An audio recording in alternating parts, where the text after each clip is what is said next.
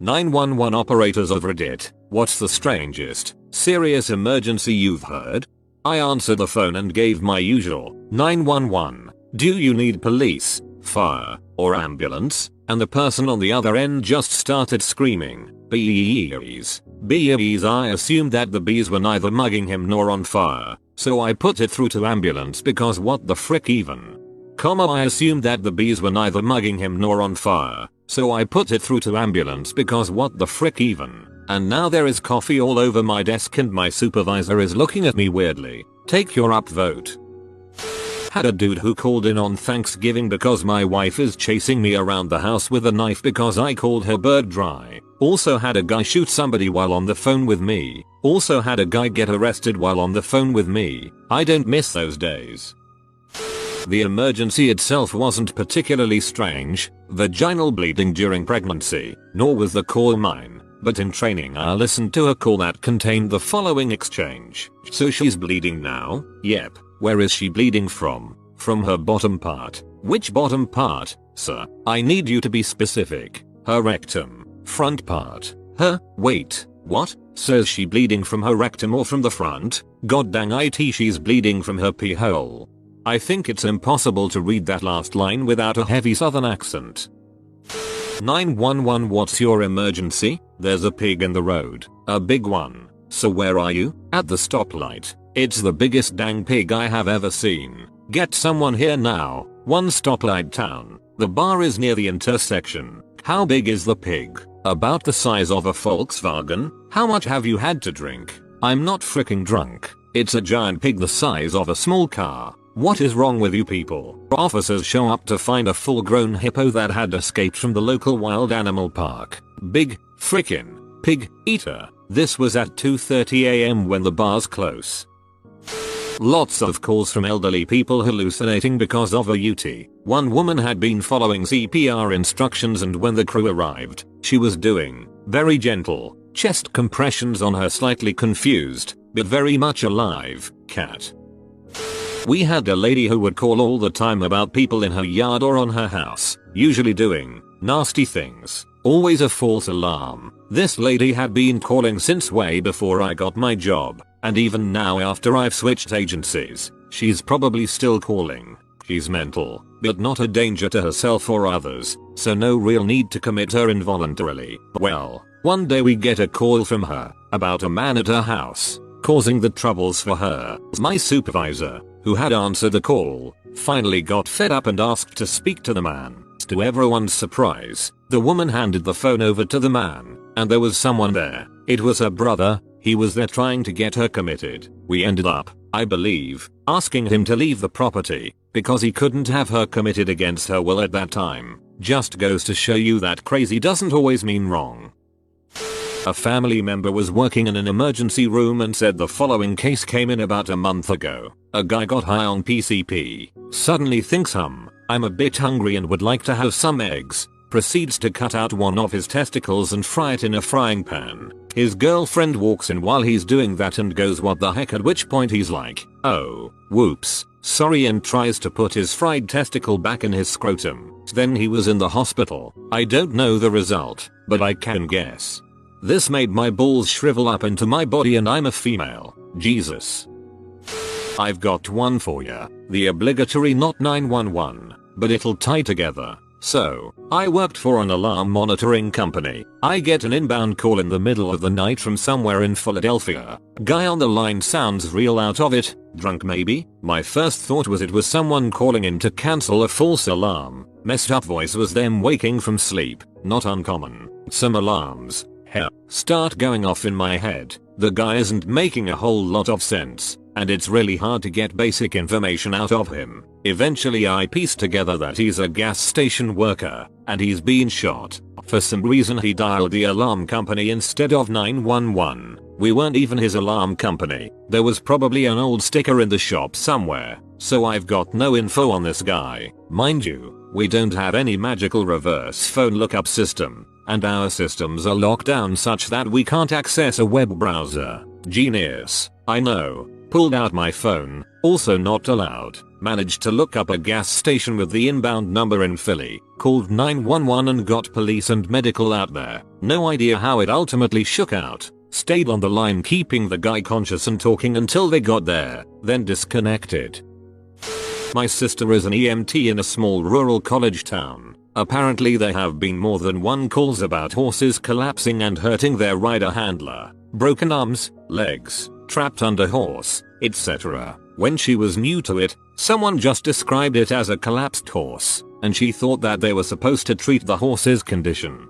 I'm close to an area where equestrian stuff is pretty popular. When I was a medical student on trauma, I was surprised we had like 4 horse-related injuries on service at the same time. Apparently it isn't that unusual here.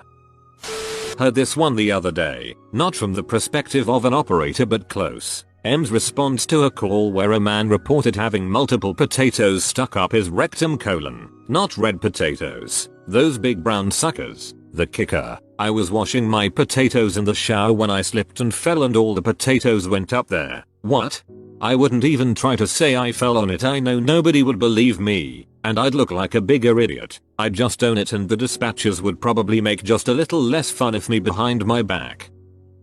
My mom was a dispatcher for 20 plus years. The eeriest call she ever told me about was one that started off with no voice, only breathing. She kept asking yes or no questions, working out a system to guess what was going on. Eventually he could talk a little bit and said the person who hurt him was still there, so the officers went in, guns drawn. He'd said the person was there but hadn't specified that they were dead. Turns out the guy couldn't talk because his throat was sliced open, which he had done to himself, to make it look like his wife, whom he had just murdered, had attacked him first. I got dispatched for neck pain. Get there. Find out a couple were having sex on a couch when the female heard a large pop in her head, followed by splitting headache and nausea. We transport and after a CT scan find that she somehow developed a tear in her arachnoid meningeal tissue. Serious crap, but humorous and odd. Row, he almost literally fricked her brains out. Not sure if that makes him a legend or a monster, lol. I once dispatched a helicopter for a woman gored by a reindeer. Apparently there is a reindeer farm for tourists and she tried to kiss it. My pilot and flight crew laughed at them and asked 3 times to repeat. I responded to a man in his whitey tighties standing on the yellow lines in the middle of the road. Arrived on scene to find this to be true. The reason he was in the middle of the road was to practice his karate moves on cars. Dispatch was even having a hard time keeping from laughing. The very first emergency call I took by myself during training. Trainer was hooked into my phone and could jump in whenever. I answered a 911 while my trainer was trying to grab a cup of coffee from the machine. Long cords, and as soon as the phone connected there was what sounded like an explosion and people screaming all over the place. Scared the Jesus out of my trainer, who sprinted back to the desk thinking I had just picked up some huge disaster or accident. Takes over the call, starts asking questions, and it turns out what we heard was just rushing water from a hot water heater that ruptured and was spewing water all over these 2 girls' apartment and they were freaking out not knowing what to do about it. Bonus story. Had a similar call a few years later, picked up to a bunch of people being loud, sounding panicked, talking about someone being locked in a car. Thought it was a child locked in a car. A very high priority call for my agency, due to being in Florida and a few recent deaths. So I put the call in as urgent, while trying to get anyone on the phone to actually talk to me. But then I hear a door open, and someone in the background scream, "It's out. The chicken is free." Phone disconnects. Florida. Florida. Say no more. The first call I took was from a blind elderly male. He called because he had found his son on the floor of a bedroom. He was not responding, so I had him tilt his head back and listen for a breath. Nothing. He said he was warm and he had talked with him less than 20 minutes prior, so I guided him through CPR. Compressions only because of the circumstances. He lived in a rural part of our county and we were low on rigs, so we did this for about 12 minutes before help arrived on scene. Ems goes inside and immediately asks for PD. This isn't unusual. Sometimes loved ones can't or don't want to believe that it's too late, so we go through the motions until a trained eye is there. PD gets there and asks for a detective. This is also not unusual for younger deaths. 2 hours later and still there, it piques my curiosity. I called the first officer that arrived and found out that the poor man had been doing CPR on his now mostly headless son. He had been taking a nap and his son committed suicide with a shotgun. It woke him up but not quick enough for it to register as a gunshot. When I had asked him to tilt his head back, he did so by using his chin, which was still there. I think it worked out for the best because he had support there when he learned the truth, and it didn't make my job any tougher, but it definitely made for an unusual start to my dispatch career. Obligatory not 911 operator. I'm the son of the caller. My dad called 911 late one night to report hitting a 6-foot tall chicken while driving and running off into the ditch. He had just crashed his car and his voice was a bit shaky on the phone, so the operator asked him to repeat himself a couple of times and then promised to send someone to help. The first cop on scene got out of his car with a breathalyzer in hand. By the time he got to the back of my dad's car, he was laughing hysterically over his radio, telling people that it wasn't a DUI call. My dad actually did hit a 6-foot tall chicken. And that's the story about the night my dad and all the local cops learned about emu farming. I think I'd be panicking just as much. It's one thing to hit a normal animal, another to run over a dang emu. Not me, but my dad works in an emergency room, and one time he had to treat someone who had been attacked by an owl. The owl was unconscious on the side of the road, and she thought it was dead. Because she didn't want the children on the school bus to see the dead owl, she decided the best course of action would be to put the owl in the back of her car. Unfortunately, the owl wasn't dead. It woke up and attacked her. Like the deer in Tommy Boy. Okay, so my friend is a former 911 operator and she told me that she got this call from what sounded like an old man. B was telling her that it's been a while and that she should come back over. Like, hey, it's been so long. I miss you. Do you still remember the address 123 Street? Remember, she assumed that he was just senile or something. Turns out he had someone in his house and he didn't want them to know he was calling 911. We got a call from a woman having severe abdominal pains. Simple enough. We asked the normal questions. Are you feeling faint? Are you vomiting blood? Stuff like that. Then we asked if it was traumatic or not. Well, she eventually tells us that she had a tampon stuck inside of her for more than 20 days, and she thinks that might be why she's hurting. Thanks for telling me that second story. I'm gonna go throw up now. Not me, but my cousin. She had this lady who would call regularly and often make up stories, most likely due to loneliness, but they still had to send someone out every time. So one day when they got a call from her, they figured it would be another one of those calls. Cousin, 911, what's your emergency? Her, there's a lion in my living room. Cousin, there's a lion in your living room? What's it doing? Her, pauses to ask it what it was doing. I don't know, just standing there. Can you send someone over? Turned out there actually was a lion cub in her living room that had escaped from a circus or something nearby. She's the real life boy who cried wolf story, except she still had a response in the end. Obligatory not a 911 operator, but my soon-to-be mother-in-law. She got a call that a guy and his roommate were doing drugs, and the caller's friend overdosed. So this absolute Mensa hooks up a couple wires to the inside of a toaster, turns the toaster on, and attaches the wires to his unconscious friend's testicles. Honestly, not sure if it successfully electrocuted the unconscious guy, but the caller definitely seemed to think it would wake his friend up. My mother-in-law's response? So please don't do that again. At first I was thinking somehow he was going to miraculously use it as some sort of defibrillator to revive him, but the story turned quickly. I still give it a 10/10.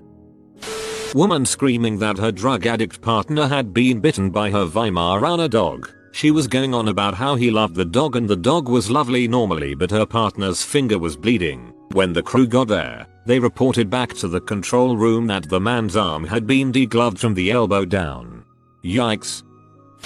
Got a call from some girl saying, someone stole my car. I ask if she saw what direction they went. She says they're heading down the street and starts telling me the stores they're passing. I ask if she's following them. She says that she is in the car. I freak the frick out. She then says to whoever is driving, babe, slow down, this is crazy. Turns out she and her boyfriend were arguing. He started driving crazy since he was mad and she decided to call it in as a stolen vehicle. Another story. We get a call that there's 2 loose dogs running around a major street. About 30 seconds later an officer comes over the radio to tell me that they just hit 2 dogs on the street. Same dogs. That's just a couple of minor stories I could think of. I'll post more as I think of them. 911 operators should have a million crazy stories. I only did it for 4 months.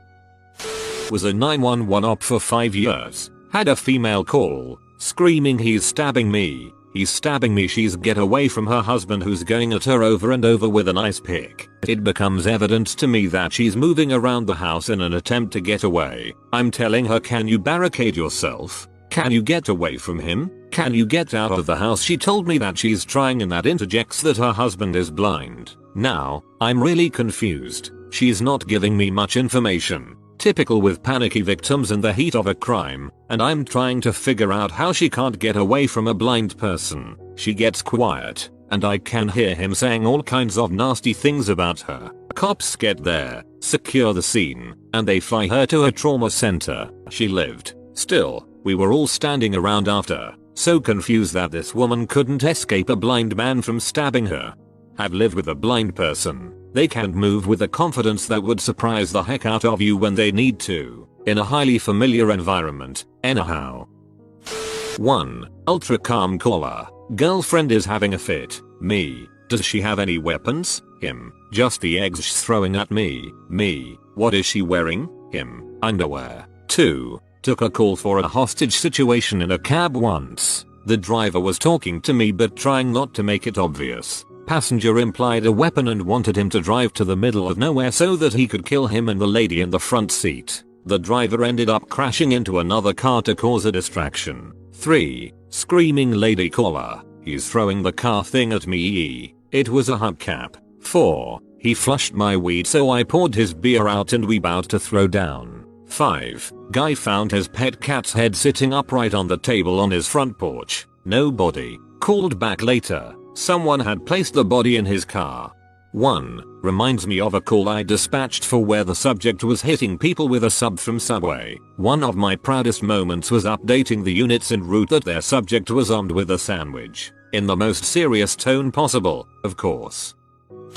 It was my call to 911 but something tells me they've relayed this story from their perspective a few times. I got hit from behind by one of my 220-pound Suffolk ram sheep. Never saw it coming. Knocked the snot out of me. Barely escaped as he was trying to finish me off. Once outside the fence, I went into shock as all the adrenaline drained. Had to call 911. Overheard the EMT in the ambulance trying to clarify to the ER that the patient they were transporting was not a victim of pedestrian versus truck. The hospital thought I'd been hit by a Dodge Ram pickup. My friend in the ER told me how someone passed out on an escalator and his hand was running into the grate where the top of the escalator meets the floor for half an hour before someone found him. His hand was pretty messed up from what I heard. Thank you for giving me a reason not to sleep for weeks. That's one dream I don't need. 1. Jogger found drunk male passed out in the bushes with his pants around his ankles. He was apparently robbed of his wallet but the thief was considerate enough to leave a single debit card wedged between and sticking out of victim's buttocks. We called the poor bastard swipe ATM for weeks. 2. Couple having sex in hotel room. Female falls off the bed and lands on a champagne flute, breaking it at the stem, puncturing through the side of her groin and hitting a femoral artery. She bled out and died. I was a 0 operator, not 911, but many small towns didn't have 911 so I got quite a few emergency calls. I got a call from a 13-year-old girl once that had just gotten home from school. She couldn't find her father, but there was an ominous note there that she had read to me. I had police on the way and told her to wait outside for them. Rather, I heard her walking around her house, going from room to room, opening doors looking for him. After about a minute, she let out a blood-curdling scream yelling, "He's here! He's here! He's here!" He was hanging dead in the garage. Was a terrible call. I got a 15-minute break and had to get back on the board taking calls again. It's been almost 20 years and I can still hear her voice. Strangest call? Kid who felt experimenty and lost an adult toy up his ass. Wasn't anything I could do but transport to the ear and try not to laugh. Most serious call, milk truck T-boned an Amish buggy going about 60 miles per hour. The buggy was in the wrong. It annihilated the buggy and I don't remember for sure but I'm pretty sure the occupants inside did not survive. I remember they got flown to the ER with massive trauma but it was like 2007 to 2009ish, been an EMT for over 12 years now going on 13. I feel old lol. Pretty sure I'm going to move back to volunteering soon.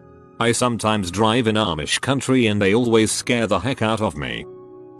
A friend of the family was, potentially still is, a paramedic with the helicopter service here. I'm not sure if this was when he was a ground-based or in the helicopter but he enjoyed this story. He was called out to a head trauma incident and arrived to find a man sitting in his living room, acting very normal for a call like that. So he asked what was wrong and the man said, well, I've got this here, and turned to show a screwdriver buried to the hilt in his head. So the paramedic obviously said something along the lines of how that isn't good and the man said nah, it's alright, and began turning the screwdriver. They told him to stop. I had a professor who exploded a cat with a shotgun in an attempt to get it out of a tree and another who made his partner pass out by having a girl show him her eyeball that had popped out after a car accident.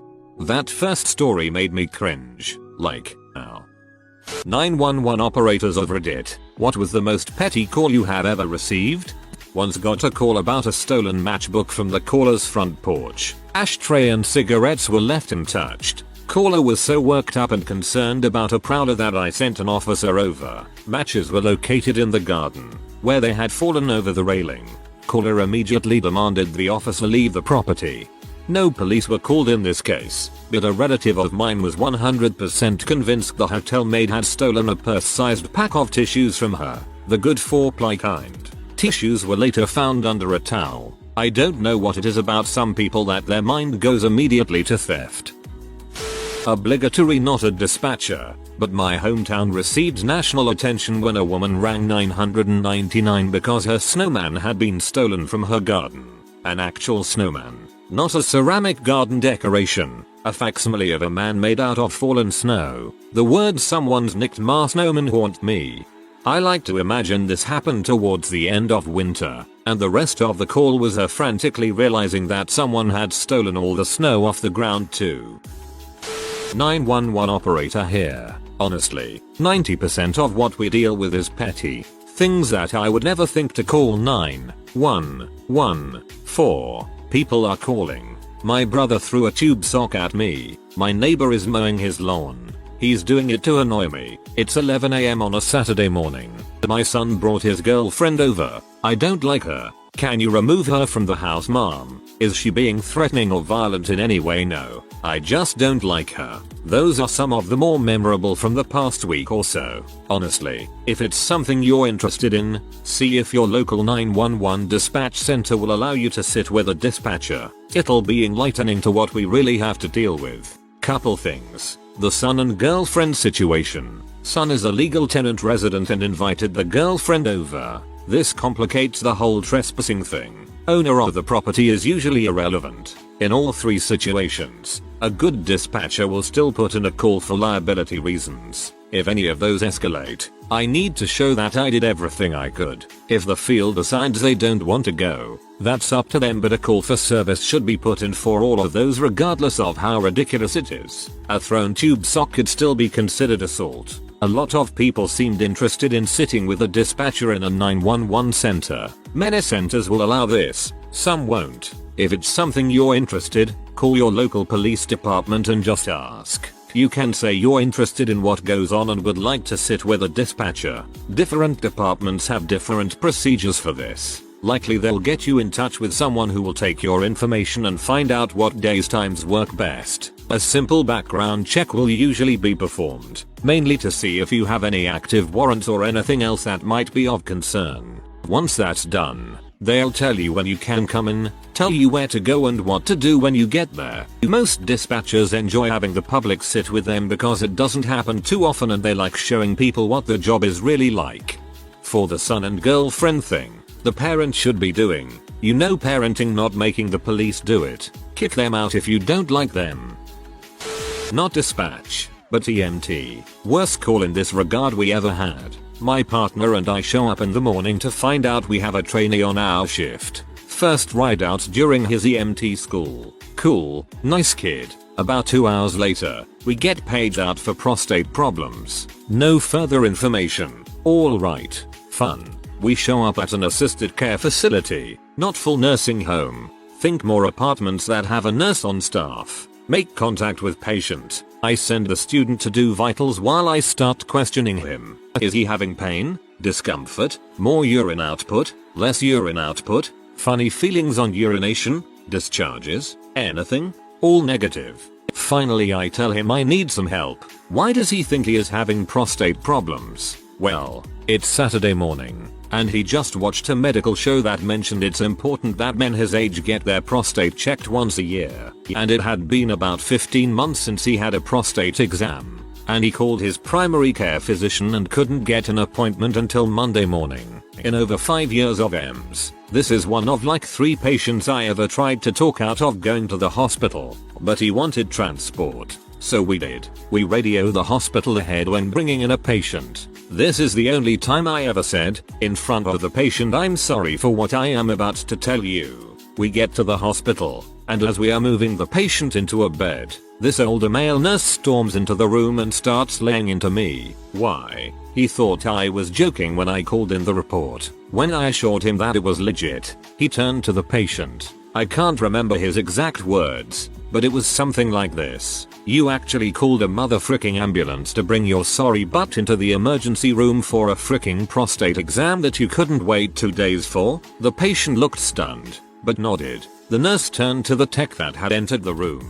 Get this fricking butthole a prostate exam and get him the frick out of my. He then slammed down clipboard he was holding on the counter. As we were cleaning the ambulance, my trainee looked at me. Is it always like this? He asked, hope dying in his eyes. I clapped him on the shoulder. Welcome to EMS.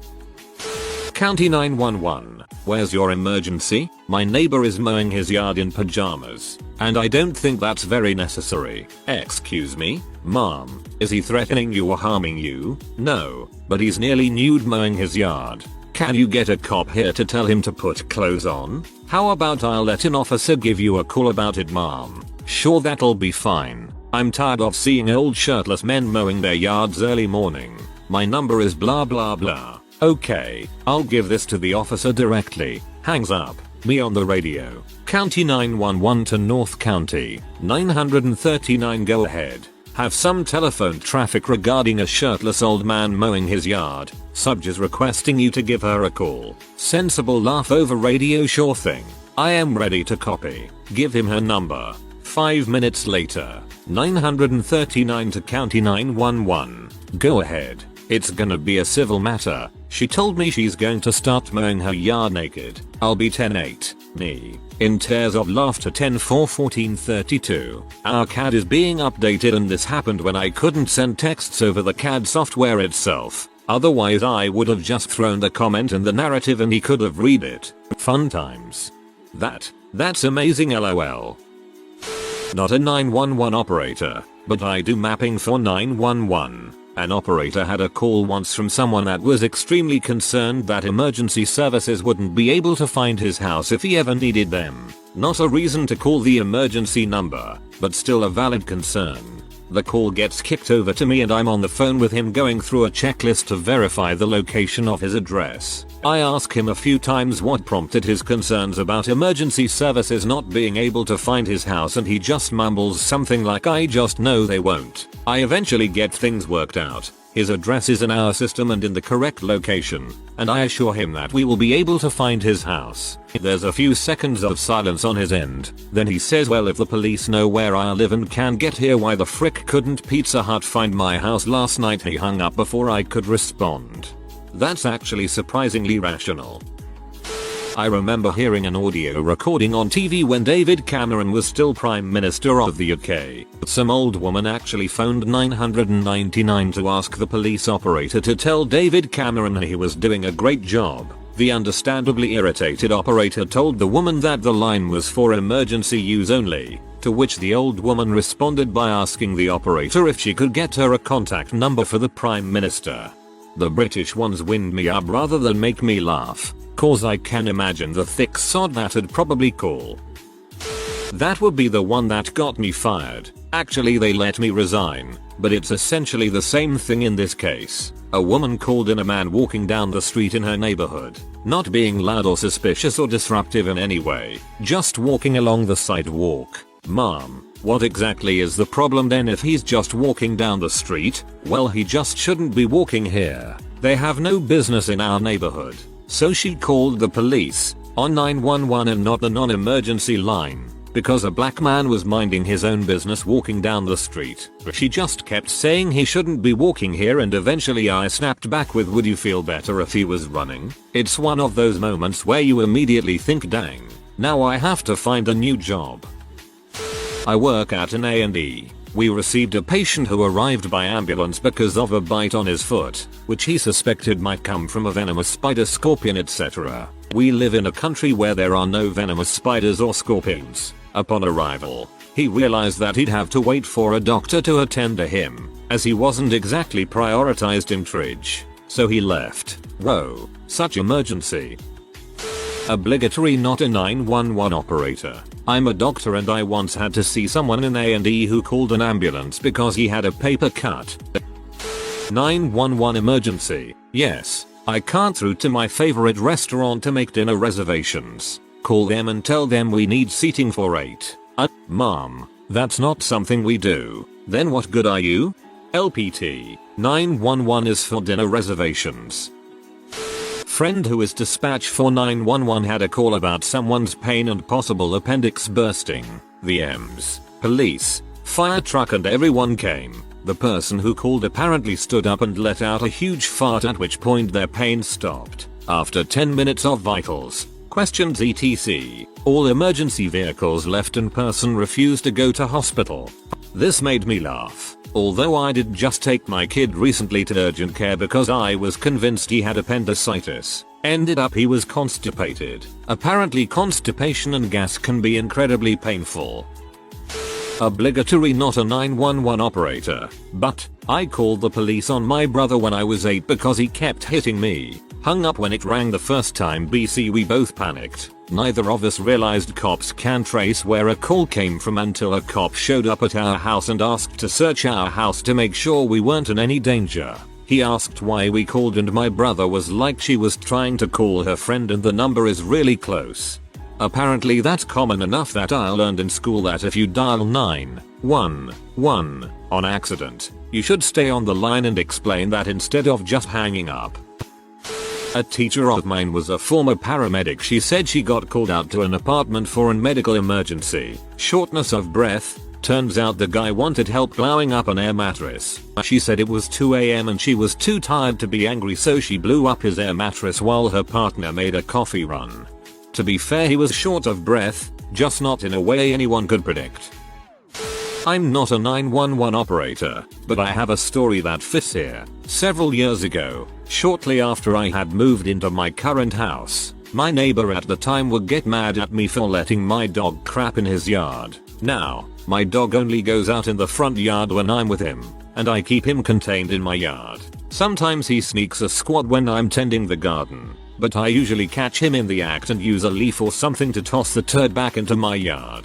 However, my backyard is fenced off by a wooden privacy fence which was in disrepair, so I figured my neighbor was complaining about my dog slipping through somewhere and pooping in their backyard. Fair enough. So I go through and repair all the gaps I can find with new boards, and all is well. Next day, I come home from work and my neighbor is complaining about dog turds in his yard again. I suggest it must be someone else's dog. He suggests I go frick myself. Whatever, I've done my due diligence. I'm done with their dog shit. I wanna say it was about 2-3 days later that a cop knocked at my front door, holding a Glad bag my neighbor had given him with a huge dog turd in it. And I mean huge, almost 2 inches in diameter. The officer explains that my neighbor was filing a nuisance complaint against me because I let my dog crap in his front yard, and had been so kind as to provide this bag of evidence of my dog's wrongdoings. He had barely finished his introduction when my 11-pound Pomeranian finally woke up from his nap and came bounding to the front door to be petted by the owner of this new voice. I said something along the lines of, "Officer,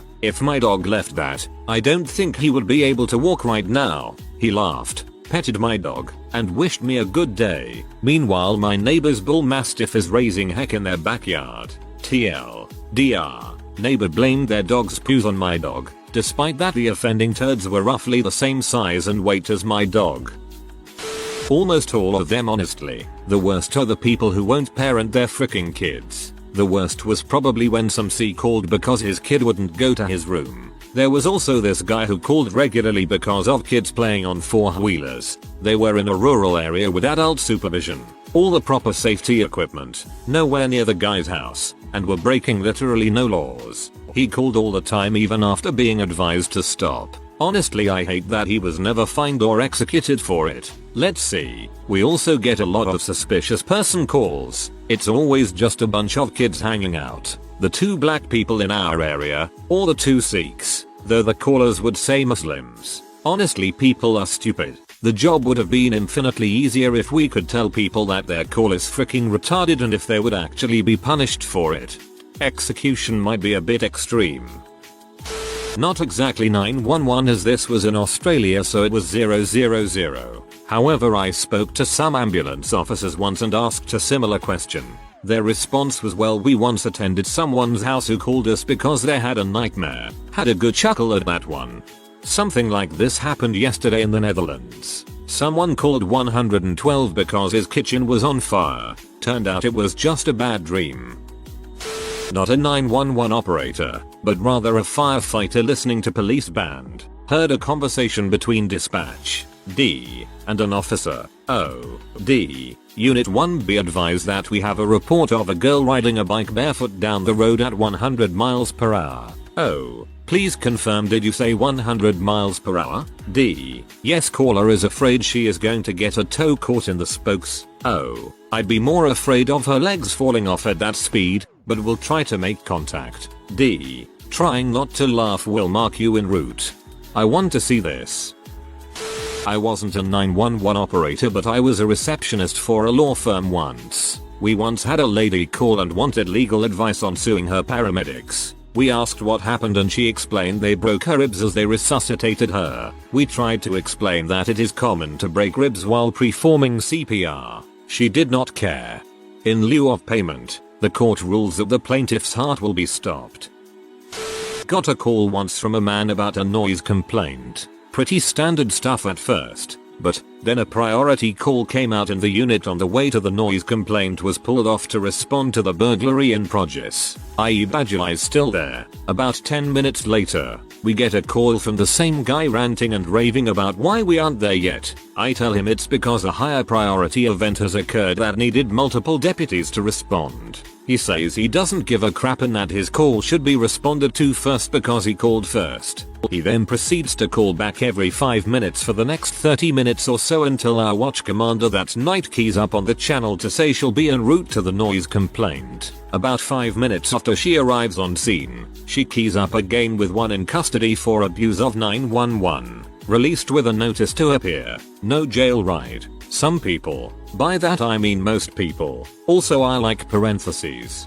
Definitely understand. Emergency call taker here. Every weekend. Suaru many noise complaints. For some reason I get some kind of joy out of telling people police won't be attending for a long time before it's the weekend and they're heck busy. So in the military, we had a call on base from a lady who said her dog was missing. I was like, did you or anyone begin looking? She said no. I just paused for a second. She then says, I'm the commander's wife. Flash forward to 15 minutes later. Half of the police patrols are running around base looking for a poodle. That went from 0 to the biggest case of bulls ever really dang fast.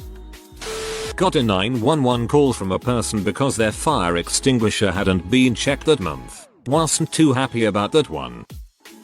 I once had a 911 call that was a drowning death of a 4-year-old. The very next 911 call I answered was a woman yelling hysterically because she wanted to sign up for the rewards card program at the grocery store and it said her number was already in use. Someone stole my identity. I think I probably would have lost my crap at the lady on the second call. Yeah, like Ginger Scourge said, it's hard to compare the pettiness and banality of most of the calls we deal with. What is more petty, a 32-year-old male who wants medics for toe pain, someone calling to get the batteries changed on their smoke detector, or a neighbor dispute over tree leaves? Who can say? One of my favorites was over dog poop. Neighbor 1 let their dog crap in neighbor 2's yard. Neighbor 2 went and picked it up and placed it in neighbor 1's yard. At this point, neighbor 1 called us to report watching this happen. Then, against the best advice I could muster, went outside to confront. Then I got to listen to them both yell at each other, threaten each other, and continue to hot potato the turd back and forth across their property line until police arrived. Another gem a few years back was a guy who stabbed his own mother with a fork for eating his hot pocket he had microwaved and felt entitled to. A guy who stabbed his own mother with a fork for eating his hot pocket he had microwaved. Let's be real though, you don't eat something that someone else microwaved. That's just wrong. I have a story that is not petty, nor am I a 911 operator, but years ago my family once made what must have been the most ridiculous emergency call. On Christmas Day our large dog fell and got his testicle stuck on the radiator. Luckily it was not on. We thought they would have to pry him out, but the level-headed firefighters were able to help slide out his swollen bean without any tools. It was the craziest Christmas we ever had and the weirdest call the operator and fire department ever received on Christmas. Friend in the fire department says they are still telling that story today. I have been on thousands of non-memorable calls in my 37 years in EMS. My most memorable though was a guy called 911 and said he couldn't walk all of a sudden and felt weak. I was dispatched as a stroke. Got there and started talking to the guy. He had jock itch. I think I may be one of these. I called 911 because there was a dazed bat in my yard flopping around in the middle of the day and I was concerned it was rabid and didn't want the dog getting at it. They gave me the non-emergency number and a cop came over, scooped him up, and gently placed him in the woods nearby. I know I could have done the same thing, but I didn't want to get attacked or sick, and the officer was more than happy to help. Calling the cops was my last line of defense, but I had to due to the following. My town has no animal control branch of law enforcement. I was unable to find anything for neighboring towns either. All the third-party animal control services were either unresponsive or wanted an expensive premium. The non-emergency line number wasn't displayed on my town's website. Not a 911 operator, but I remember a story that happened in Germany. Wife called 911 because her husband wouldn't stop watching pee. The cops explained they couldn't do anything but recommended a marriage counselor. Not the operator, but I have a relevant story. I was in the awaiting room with a particularly bad kidney stone. I had already been there 3 hours and the waiting room wasn't really that full. I had already gone through tridge, so I was wondering what the frick. I go up to the receptionist type person and ask her how much longer it will be. She responds with, "Oh, you were next, but someone came in by ambulance with a sore throat." An ambulance for a fricking sore throat. It was at that moment I lost faith in humanity. Luckily I was called in about 10 minutes later and 10 minutes after that I had my sweet dilaudid. We have several regulars who abuse 999. One of them goes through phases of calling countless times in a day, never speaking, but you can hear she's there listening to us trying to get a response from her. Thing is, when we go and arrest her she admits in interview that she knows it's wrong and could be preventing us from responding to an emergency, but still does it again a few days later. Another calls police because he has mental health issues and doesn't like calling NHS 111, non-emergency medical line, and thinks police are nice, but then abuses us down the phone and refuses to accept any help or advice we offer. He's actually started calling 101 now rather than 999 as he thinks it'll keep him out of trouble. I had a woman the other night who called 999 and opened with "okay" two things, which is never a good start. Proceeded to complain about a drunk man lying in the middle of the road shouting at people. I was actually aware of this already. It was an elderly male who'd slipped and broken his hip and had been calling out for help for an hour before someone called us, and we got an officer ambulance out there. So that pissed me off that she hadn't bothered helping him or calling earlier. Then she complained about someone parking in her parking space. Shut that one down pretty quickly. Most annoying is the ones that start with "it's not an emergency," but they always know there's a non-emergency line. but can't be bothered to wait to be spoken to. 911/999 call operators of Reddit. How do you tell the difference between a distress call where someone may be trying to contact the police without alerting an attacker or just an accidental call gone off in someone's pocket? How often do accidental calls, discreet distress calls happen? I used to take 911 calls in Norway. Number is 112 for police here though, and one time I answered, but there was complete silence on the other side. I tried to get some sort of response, but nothing. After a couple of seconds though, I heard clicking of the very soft kind. It was hard to understand what was going on, but I understood that something was wrong. That was when I heard that the clicking was actually someone tapping their nails on the phone to make SOS with Morse code. Immediately got a police car to the address, and surely enough, there was an armed robbery going on where the mother of the house had managed to hide in a closet right by the one of the robbers. There were two of them that was holding the rest of the family hostage. It truly could have ended very bad if she didn't remember or was too afraid to call. Sorry about any bad English. Why do all the sorry for bad English comments have good English? Accidental 911 calls happen all the time. The majority of offenders are officers that have to dial 9 to get an outside line, then dial 1 before the area code, but dials on cell phones. Kids that have an old cell phone that still has a battery and they hit the emergency call button. Any cell phone can dial an emergency call even if it is not activated. Our local policy here is that any 911 call, even if someone gets on the phone to say sorry, the police have to respond to check it out. I did 911 call taking dispatching for 13 years. Sometimes you just get a feeling. Most computer-aided dispatching programs have features that tell you if you've received calls from a particular number, address, person in the past along with the type of call history. So if I look over call history and see domestic issues, then they are getting a cop no matter what they tell me. But if I'm talking to a little baby and hear the mother walk in the room and take the phone and she says everything's okay with no call history, then I tell my sergeant and let him be the final decision on whether or not there will be a police response. I felt pretty comfortable with my intuition.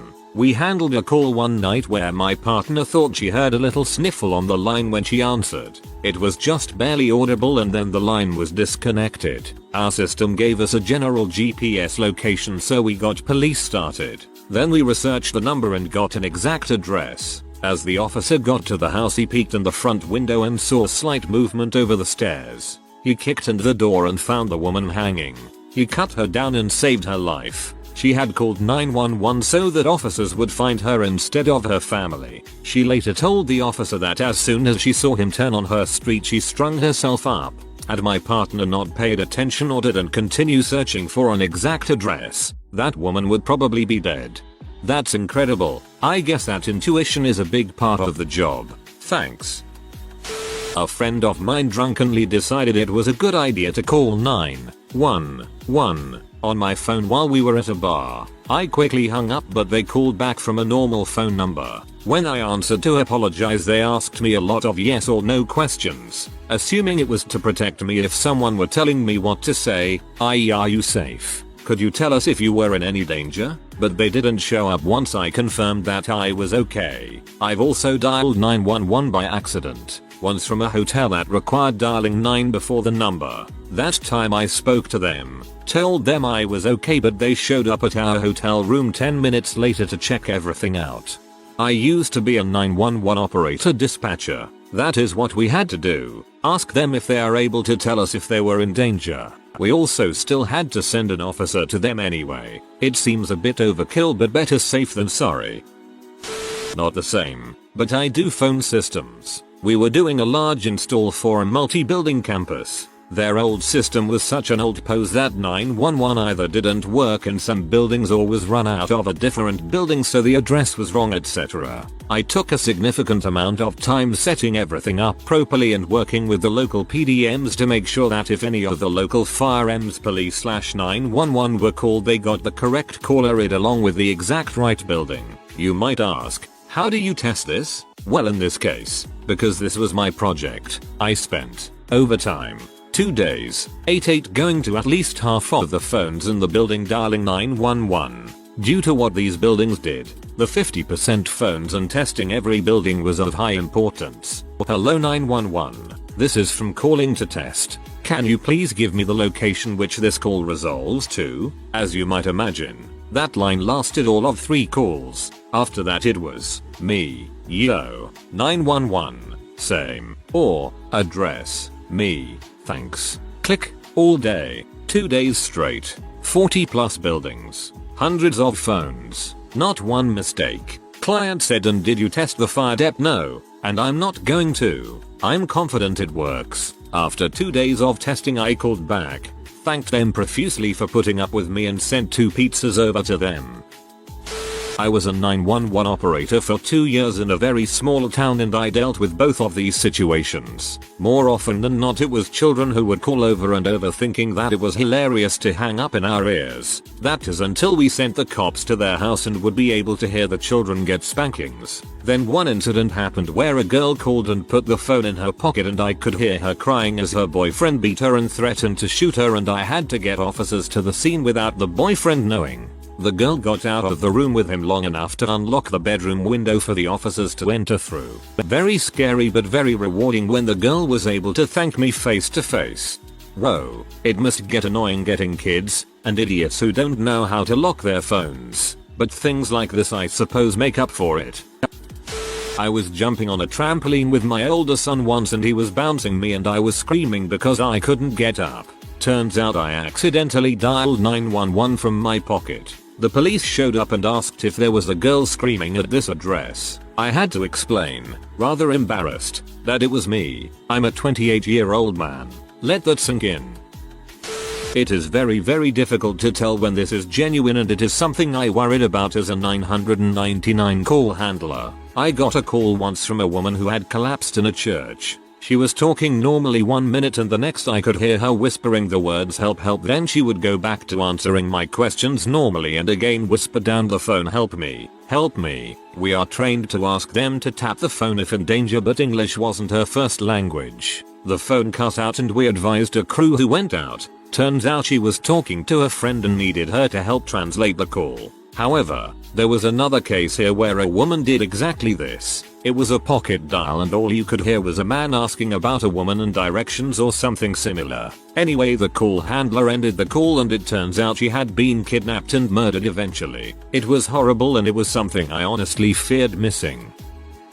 The short answer is, you don't. Almost without exception you will be getting a quick visit from the police. It's not a big deal and no one gets in trouble or anything, but there's no way to tell that you are actually safe unless an officer lays eyes on you. Despite what you read on Reddit, most police officers are really nice folks. They would rather respond to 100 butt dials than show up late to a domestic turned homicide. They would rather respond to 100 butt dials than show up late to a domestic turned homicide. This, a million times over, absolutely devastating. I used to be an EMT in the catch-all dispatch. When someone would dial 911 and it wasn't clear what was going on, we're dispatched as a sick person and they'd send us, the ambulance, and a police cruiser. So when we were waiting at the station for a call and got sick person, it was always an exciting ride over, not knowing what it would actually be. 90% of the time it was boring or nothing, but there's always that 10%. 911 dispatcher here. When I first started the job I had no idea what the heck I was doing. I had an experienced officer sitting the desk with me for 3 months. I was the only dispatcher on. After a while you get to feeling talking to people. You understand tones or stress in someone's voice. You also understand when someone is being a prick and fricking around. Either way, you are going to get a knock on your door. If you are pranking 911 also, I let my officers know you are screwing around and they make sure to give you a nice talking to. Any other questions that I can answer, I gladly will. I have been a dispatcher for almost 2 years now as well as police fire. I will answer the best I can. Hopefully this isn't so stuffed away in these 2,713 comments. Here's my time to shine. So back when I was 16 or so, I had this stupid two-sided phone. One side was all touchscreen with 2 buttons and the other side was a tiny screen with the number pad. Anyways, I am at a friend's house and he suggests we go hang out with his neighbors. Alright, no prob. We head over there. We are all sitting in the kitchen when the neighbor guy says, oh hey, let me show you guys this cool new thing I got. Little did I know my friend was in on the whole deal. So a couple minutes passes by and my friend says, hey chop chop madafaka, look, I ever so slightly turn my head to my left and I'm face to face with a snake. I have never screamed, jumped up, ran so fast in my life. I lock myself in the bathroom thinking I'm safe. Well, these buttholes one up me and start shoving the snake under the door. Commence more screaming and me begging them to stop while simultaneously trying to hoist myself onto the sink. I managed to butt dial the emergency call option on my phone. So the operator picks up unbeknownst to me and hears me screaming bloody murder saying, stop, please, for the love of God stop. Please Siri. Finally they stop, at which point my phone rings and I hear, mom, I have units dispatched to you. Are you in a safe location? So after calming down and explaining what was going on, the dispatcher asks all persons in the house stand outside and wait for units to arrive. We are outside and we see a helicopter and we are all saying, I wonder what they are looking for. Units arrive. Check me out. See snake all the while this helicopter is in the air. So I ask what the helicopter is looking for. The officer is like, oh yes, says something in 10 codes over his radio and the helicopter beelines out of the area. I've never felt so stupid in my entire life. TLDR. Friend scared me with snake. But dial 911. Dispatcher heard my bloody murder scream, sends helicopter and units out to see snake and make sure I'm okay.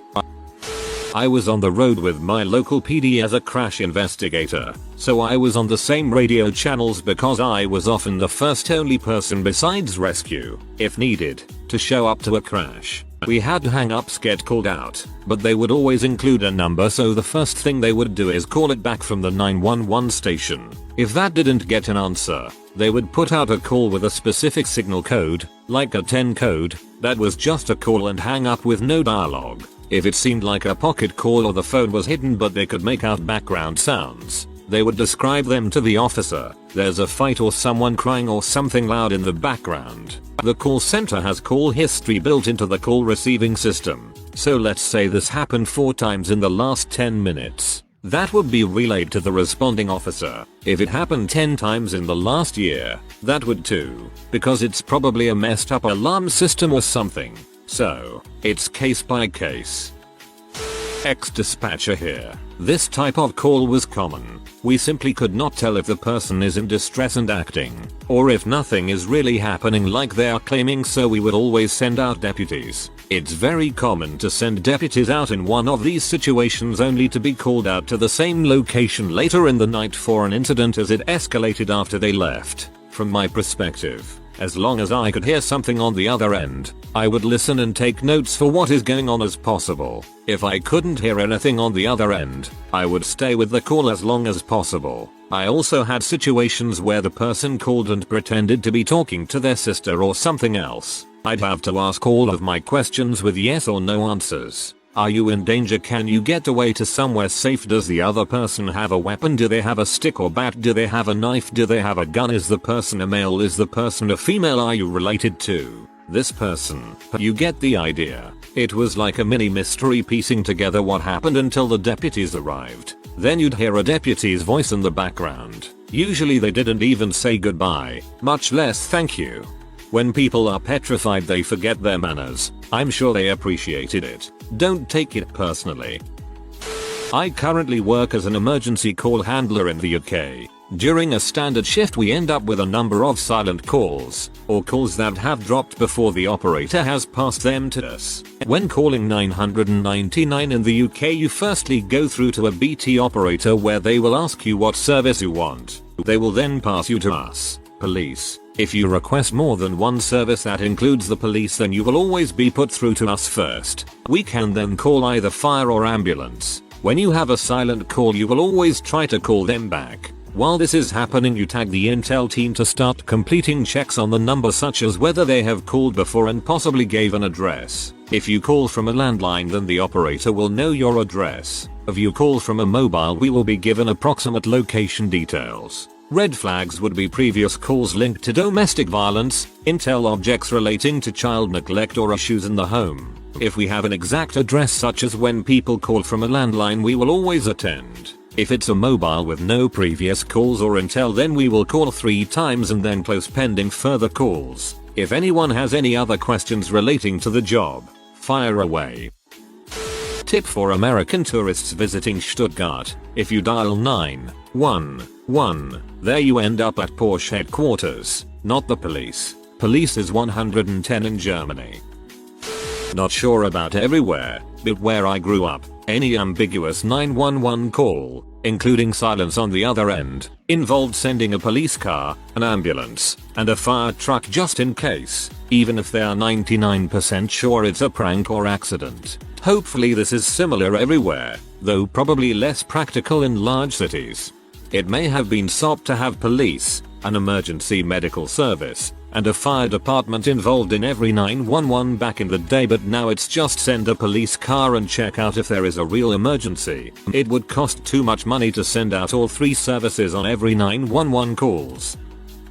I usually listen if it doesn't seem bad, just attempt a call back. If they answer, I get an address and send a cop. If not, they get a voicemail saying they need to give us a call back on the non-emergency line. If it seems suspicious, then I'll take a couple extra steps in locating an owner to the phone, but other than that you can't do much more. One call I had was I heard like a woman yelling and then the line went dead. After that I called back and spoke to a male who said he lived in the woods. So we search the area of the ping from 911 and get nothing. Then we ping the dude's cell phone and find him in his house. He did have one, and everything appeared normal, and we haven't had a body show up since, fingers crossed. Also check out our /911 dispatchers, where we have weekly discussions and also allow for these types of questions all the time. I am late to the party, but I was a 911 dispatcher. It relied on a lot of intuition. Honestly, dispatching really requires you to trust your instincts, and they get scarily accurate. When I was training, I learned from a lady who won a national award for her work. We had a call where the female caller said she was in a car accident and hit a tree, but was now at home. She sounded more afraid and upset than most car accident victims, so we pressed for more information. The caller got more upset, so we started asking yes/no questions. Are you hurt? Yes. Are you alone? Number. Is your husband with you? Yes. Did he hurt you? Yes. Domestic violence calls are highly dangerous for officers, so it was really important to figure this out and dispatch multiple officers when we wouldn't have for just a traffic accident. We sent 2 or 3 officers. It turned out that the caller had been assaulted by her husband, and he was trying to pass it off as injuries from a car accident. That job is hard as heck, but very rewarding. Another gut feeling helped me take part in the rescue of a kidnapped child from an Amber Alert. It's one of my proudest moments. UK 999 operator here. I work in the center which takes the 999 call initially. The caller then tells us which emergency service they need and we connect them to that service. For us, we have very strict procedures to follow if the caller won't speak or it seems to be a butt dial. The mantra we follow is, if in any doubt, connect and let the police deal with it. Back in college, there was a guy who was constantly scamming people by saying his car broke down and he needed money for fix a flat but would pay you back, then disappear. Knowing a few people who had been scammed, he tried it on me one night. I said, sure, but my cash is in my car parked down the block. Let's walk to it. I then say, oh, my girlfriend is calling me, 1 second. I pull my phone out and dial 911. They answer and I say, oh hey honey, I'm alright, but if you need me you should really come to intersection.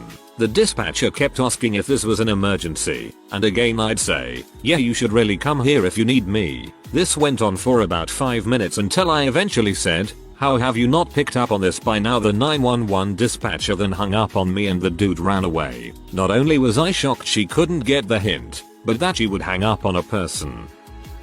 About a year ago, someone in our company had the wonderful idea of creating an internal safety hotline, and they had lots of expensive handouts printed up with the number on it, all kinds of themes around it, and the number was, drum roll please, X9911. I was the poor killjoy who had to break the bad news to them. Did try to suggest 0118 999 881 999 119 725 3 as an alternative.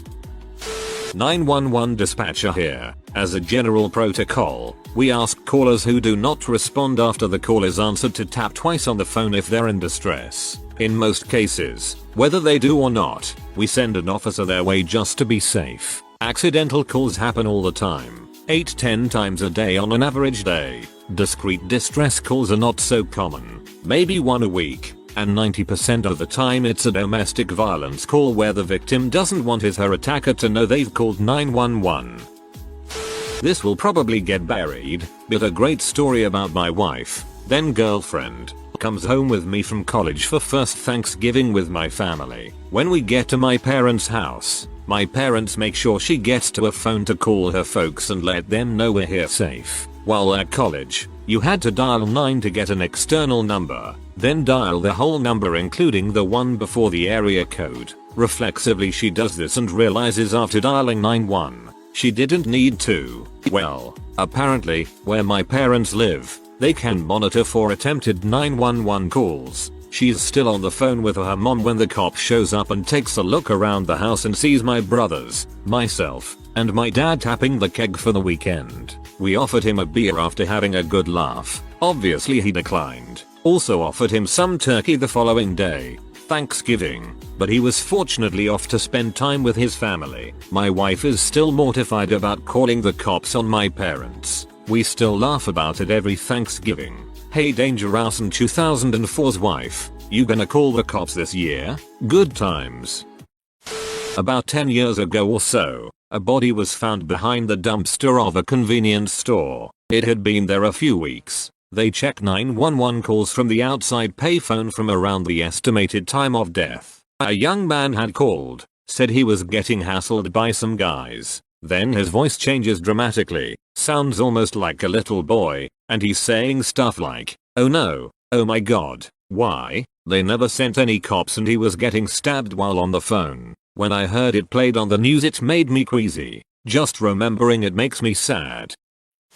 One time I was driving home from a concert down the back roads, and saw a car off the road in a ditch with airbags deployed. I stopped the car, got out and dialed 911. Before I could talk to the dispatcher, a gun was pointed at me and a guy said, "You get in your freaking car and drive away. Do not call for help. I'm drunk and I got this under control." So I hung up the phone, got in my car, and drove off. Minutes later, the 911 operator called back and asked if I was okay. I explained the situation and told them I was leaving the scene out of fear for my life, but would wait in a nearby public place if I needed to be questioned. I waited about a half hour in a Kroger parking lot for the cops to talk to me. They never did. Don't know if anything came from it.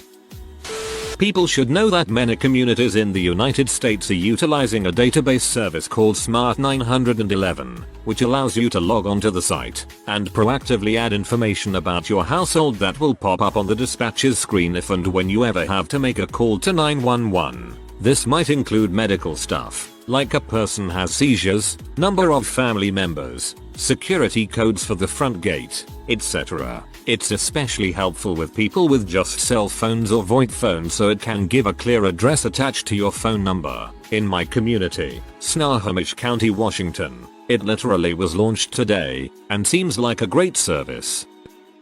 A friend of mine discreetly called 911 when a man with a gun got into his car at a gas station and made him drive somewhere he was going to rob. When the call went through he started talking loudly. "Put down the gun and let's talk this out. We're on the corner of Main and State Street. Isn't there somewhere I can drop you off?" The idiot on the other end couldn't figure it out and began to loudly say, "Hello. Did you dial on accident? So this line is for emergencies only." Needless to say this agitated the man with the gun. How he managed to talk the guy into letting him drop him off is beyond my understanding. He did work at a crisis center so this wasn't the first time he's had to deal with de-escalating a situation, but still he is lucky to be alive after that massive freak up on the part of the 911 operator.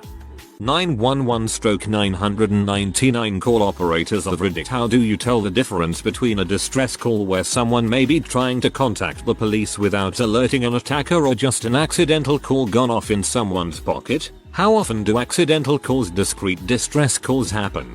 I'm not a 999/911 dispatcher. I arrived at work one morning before anyone else, As is normal, the phone starts ringing, so I answer it. It's a lady who works on the 999 switchboard and tells me that they'd had a call from this number and wanted to check everything was okay. I explained that is just arrived at work and that there's no one else here but me. She asked if I was sure because a lady had called 999, screamed down the phone and then hung up. I just about crapped my pants. They send a cop around and found everything to be normal. We never found out what had gone on.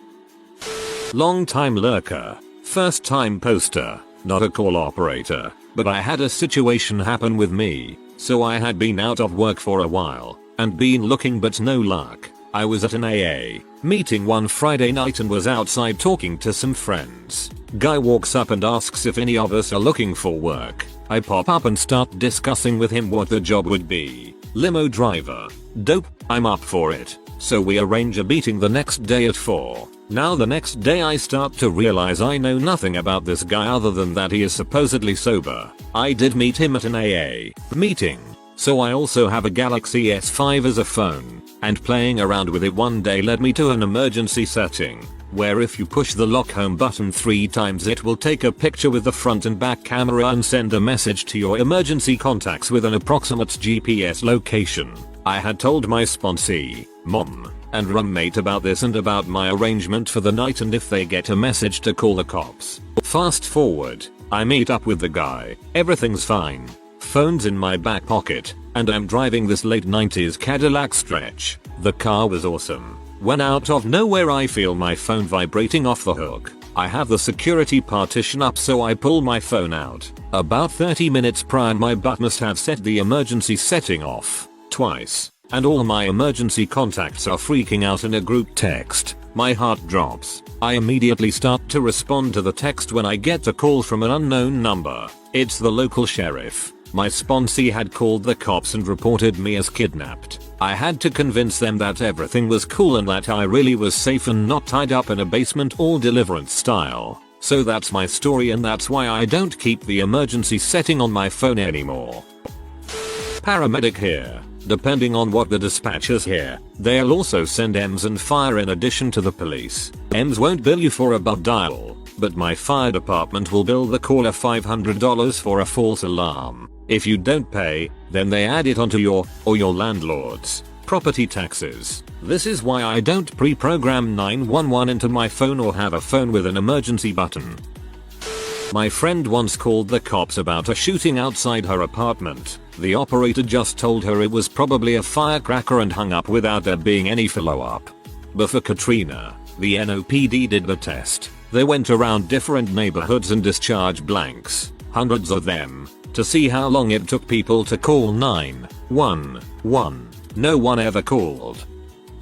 I work for a large bank and managed a process that used to send huge numbers of automated fax confirmations. Some clients would request that we stop sending the fax. With the usual crap tools at our disposal, the easiest way to do that was to just change the number to some random non-working number. So we used 1,111,111,111. What could possibly go wrong? Well, you have to dial 9 to get an external line. So the automatic system dials 9111, and wouldn't you know that goes to 911. So basically we launched an old school DOS attack on 911. The state police were about to shut down the power supply to the entire building before IT could finally terminate the process. Little did they know the fax server was located in another state. Surprisingly, I learned that 911 accepts faxes, and had to go to the dispatch center to collect those that got through. I also learned you don't need to dial 9 to get an outside line for 911.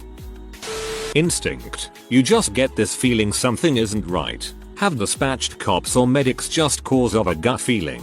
Has worked out a few times where it helped the person. You may be wrong 9 times out of 10, but that one time you follow through it can save a life. Also, looking at call history for address or phone number helps. That has always been helpful. Not a 911 operator, but I worked for an audio-video surveillance company for a while where we occasionally had to dispatch police and other emergency personnel when required. I once received a panic button alarm activation from a hotel in California. Our standard protocol was to pull up the live video feed and call the location if a panic button had been triggered. I pulled up the feed and called the hotel twice and didn't receive an answer, and no one, including workers, appeared to be in the lobby. This was suspicious as there is at least one desk attendant at all times. I had a co-worker go ahead and dispatch police for a standard walkthrough while I was reviewing the last 10 minutes or so of video footage. What I saw was one of the most heartbreaking and tragic events I've ever witnessed. I saw a woman carrying a young sleeping child, probably aged 2 or 3, from floor to floor of the hotel. At times I would see her walking up the stairs and at others I'd see her getting out of the elevators. This woman was obviously distressed and was crying, but I couldn't see any reason for her to be upset.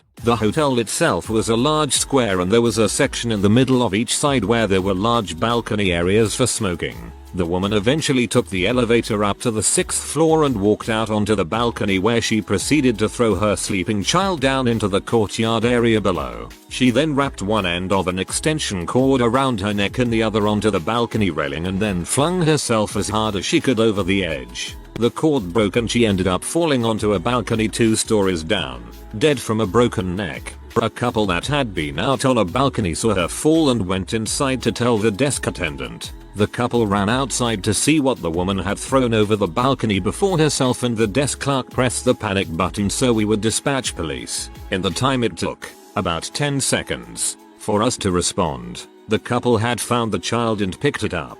The attendant saw what they were holding and fainted behind the desk, making it impossible for us to see her. I'm so thankful for the 911 operators and police officers who handle situations like these on a daily basis. I only worked in security for a few months, but it made me realize how freaking courageous these people are.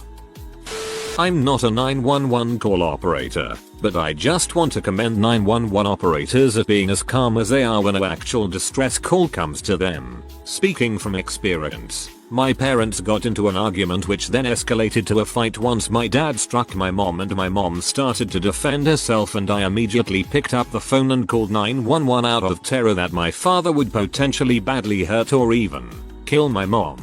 My voice was trembling and I kept stammering cause I was so afraid. The 911 operator was just trying to keep me as calm as possible, and for that I'm thankful. You guys have definitely a seriously hard job and I want to thank you for your work. As cliche as it may sound, this moment in my life changed me a little bit.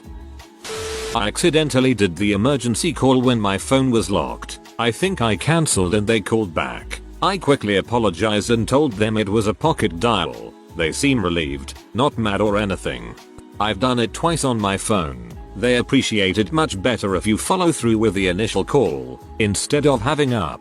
Both times I said it was an accident and there was no emergency and that I was in no danger, and they thanked me and no trouble was had.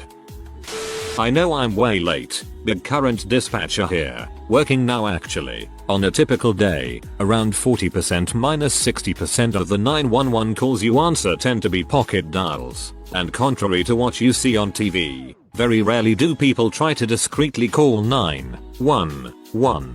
We are trained to handle situations where they do, but in the 2 years experience I have so far, I haven't had it happen and haven't been told any stories by my fellow dispatchers of them experiencing it. To answer your question, if people do discreetly call us and don't speak directly to us, it is generally a bad thing. TV has taught society that 911 can quickly and accurately triangulate your location if you call from a cell phone. We can't. With the new generation of 911 systems, we can get roughly a 100-yard radius of where your phone is, but if you are in an apartment or crowded urban street, good luck finding that. Always give your location, even if that is the only thing you can give. That way we know where to go. You learn to recognize pocket dials very quickly. They are either just swishing sounds, or a whole lot of buttons being pressed. Oftentimes we get calls from children playing with disconnected but still powered phones. All phones can call 911, even if they aren't hooked up to a provider, and those are the most difficult. since they often call numerous times and we have no idea where the phone actually is. When you only have 5 people working at that time, that constant 911 call can get very frustrating. I've commented this before. I once received an emergency call from a bulldog. The dog had knocked the phone over and dialed 9 every time it moved. It was sleeping on the phone and it sounded like someone who was choking. Emergency services were sent out. The dog was fine. Was a hotel clerk and was robbed at gunpoint. They tied my hands together and my feet together. Once they left, I was able to call 911. I told them what happened and asked them to hurry for I was tied up. The dumbass 911 operator laughed at me. This is a really crap answer, but in all honesty I think it's something that just comes with experience. I can usually tell in the first 5 seconds of a call how it's going to play out, but you OFC get the occasional one in someone's pocket where you're unsure, and we will devour to do everything we can to make sure all is well with the caller. As for how often prank calls happen, from adults, very rarely. Like genuine prank, absolutely nothing happening, maybe only 1 or 2 a month. Tend to get regulars who come in waves and last a few days. During school holidays we get numerous a day, kids just messing about. Often the operator will confirm it was children on the line or that they sounded like they weren't genuine. I keep reading comments about how people repeatedly but dial 911. You're tying up the line for someone who may need it. The first time it happens, you should take steps to ensure it doesn't happen again. I don't think it's something to be taken lightly. If somebody calls in and hangs up, they are called back. A few attempts are made. You cannot assume something is distressful by just hearing it. A kid playing and screaming on a deactivated cell phone, which cannot be called back, may sound like a female screaming. Who is going to put money on making that distinction? People in distress often are whispering. You can hear screaming or crashing in the background and use your gut. Sometimes when you run the number it has a history of domestic disturbances and then the cops will go. If it's a landline, there's an address, which makes it easier. Cell phones also have records, which can take some time to pull. From the record you have a name, an address, and can run any known history of calls or violence or whatever. If you call 911 by accident, stay on the phone.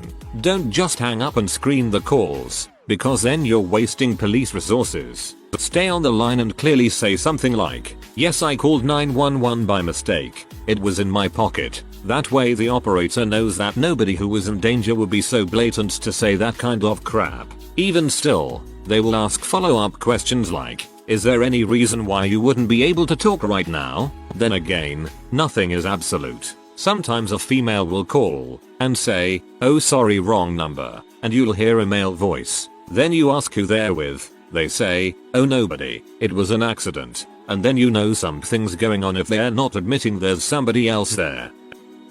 There is no real way of knowing if a call is accidental or being made discreetly without being able to talk to the caller. A silent cut-off 999 call can never be filtered and ignored based on any technique, which is why our unit will always be dispatched to it if a location is known. Background noise will be a big giveaway in most cases. If it quite clearly is a pocket dial, you may be able to exhaust non-emergency responses in the first instance. But a mobile phone has an unknown location without someone to speak to. There is only so much you can do. Ordinarily you will have a unit attend home address if that information is available to you by way of a link from the number whom dialed. However, for the reasons just stated, a discreet, genuine emergency 999 call without being able to communicate with the caller presents a difficulty. You can dispatch a unit to the home address, if known. Otherwise you are completely dependent on cues based on what the caller is saying, what those in the background are saying, or if other noises can be heard. Inside, outside, busy area, in a vehicle. Indicator clickers are noisy as heck on a phone call. If you can speak to a caller, they may still be being discreet. "I want a taxi please" could quite easily be seen as a hoax accidental call, but the caller really does want the police, which is why you should vet such a call with closed questions. Do you know you have called the police? Do you require the police? Is it an emergency? Are you injured? Are you at risk of harm? Are you at your home address? Tell them their own home address if you know it. All yes/no questions. One thing I will say to you all, Accidental 999 dials happen. Never ever just hang up. Ever. Explain it was an accident. Be prepared to get asked some question to validate the authenticity of what you are saying, primarily to ensure you are not under duress. See closed questions prior. A cut-off 999 call is an absolute nightmare, especially from a mobile phone, especially one with no linked address person data. The inconvenience of 10 seconds to verify an accidental call is a whole load better than thinking someone is being attacked, killed, raped and tried to summon assistance, but could not. How often do they happen? Silent cut-off 999s happen frequently. Generally they turn out to just be accidental. Most 999 calls do not warrant a 999 call. A small percent of the total of taken 999s are genuine.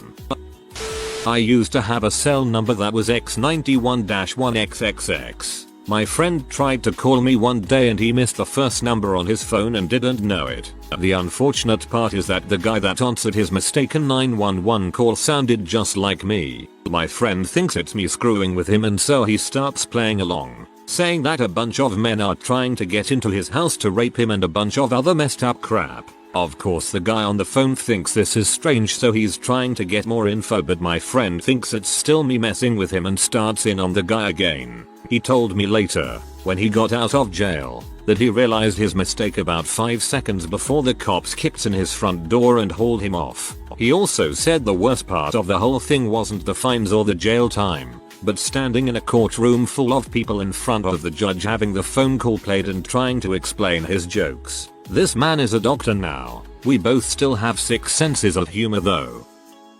When I was a kid, there was a cat up in a tree. Yes, like in the movies. I decided to be the responsible one and call 911. As the 911 dispatcher started to talk, my dad yelled at me to hang up the phone and not bother the people who were there for emergencies. A few seconds later the dispatcher called our phone again and my dad answered this time. But the dispatcher wouldn't have it. He yelled at my dad that they didn't want to speak to him, after he told them it was a misunderstanding, but that they wanted to speak to the little girl.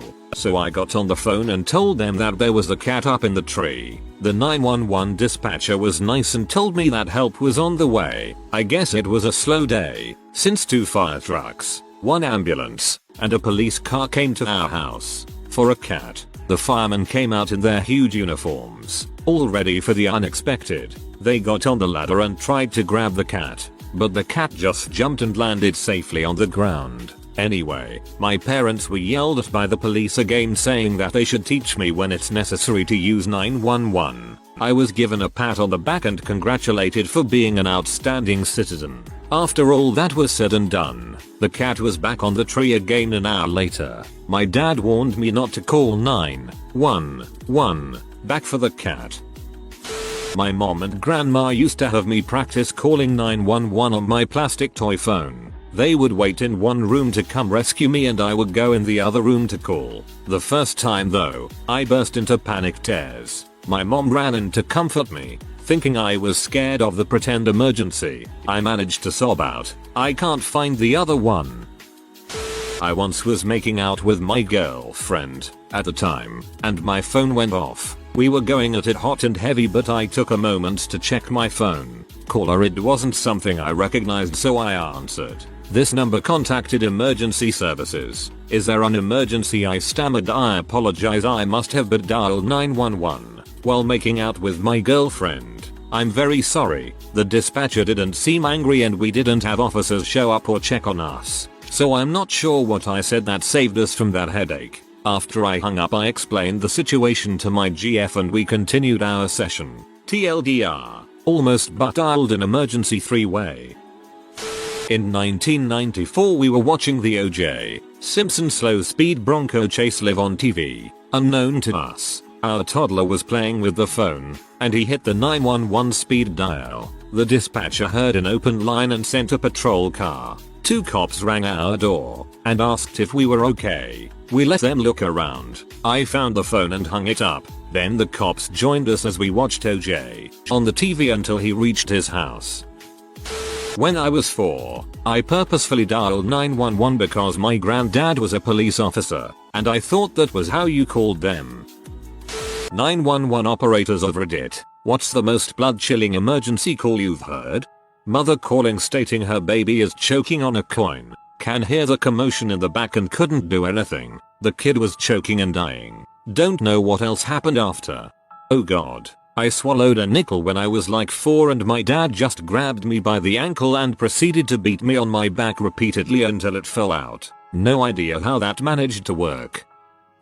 My sister is a 911 operator. She would call my parents whenever she was upset after a cold day at work. One of the worst ones she told us about was an 8-year-old boy calling from his bedroom because the kitchen and hallway were on fire outside his room. She notified fire department, but knowing the location was rural and it would take them 10+ minutes to get there, she began to try and give instructions on what he needed to do to get out, starting with finding an object to break the window so he could climb out. But between having to calm him down, get the information, keep him calm, and get him to listen to her instructions, he ended up burning to death on the phone with her, a couple minutes before help showed up. From that day on I realized how difficult and strenuous this job actually is and that I would never be able to do it.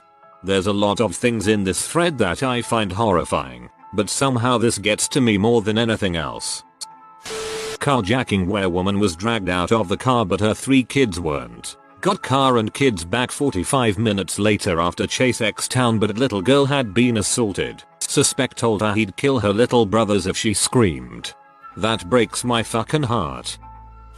Had a phone call from a distressed father. His son had gone missing and had left a note saying he loved his family but couldn't go on living anymore. The call prior to this one was from the railway manager, telling me that a train driver had just hit a human. I had already dispatched a patrol car to the area and I had already heard the report, and it was horrible. My colleague in the patrol car was on the verge of breakdown, describing the scene. Body parts lay strewn everywhere and an head was found. Now, knowing this, I put 2 and 2 together and knew that I was talking to a father who had all hopes of finding his son alive again. The son had done similar things before. The father told me that his wife, the dead man's mother, was out looking for the son. I had a radio running in the background so that I could pick up info from the suicide scene, and as I was telling the father that the police would help in the search for the lost son, I heard the most bone-chilling scream that I ever heard. The mother had arrived at the tracks and I could hear her horrified wailing at what she saw. It was horrible and I had such a hard time holding back tears and keeping my tone straight and civil. The father thanks me for the help and I could hang up the call.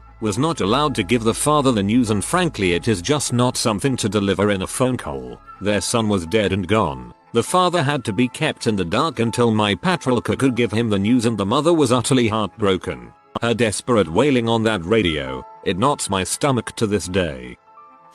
My mom has heard everything. She's taken calls about children being abused, rapes and murders. Nothing gets to her quite like suicide. She's still shaken about one man in particular 4 years after taking his call. A man called and in the most calm, stoic voice, said, "I'm going to kill myself." Mom started her normal approach to this and tried to ask him not to do it, ask him what was wrong. He interrupted her immediately and said without emotion, "There's nothing you can do. I made my decision a week ago. I'm going to kill myself today." Gave his location, said my wife will be home in an hour. I'll be in my bedroom. He hung up the phone. Mom repeatedly called his number back but there was never any answer. With each call she wondered if he did it yet, if he could hear his phone ring as he was doing it. He died that day. When the police arrived he was long gone. His wife arrived right on time, and the police had to explain to her what happened. It was all perfectly planned. It's as if my mom was speaking to someone who was already dead. He was so far gone when he called her there was nothing she could do. It took her a long time to come to terms with that.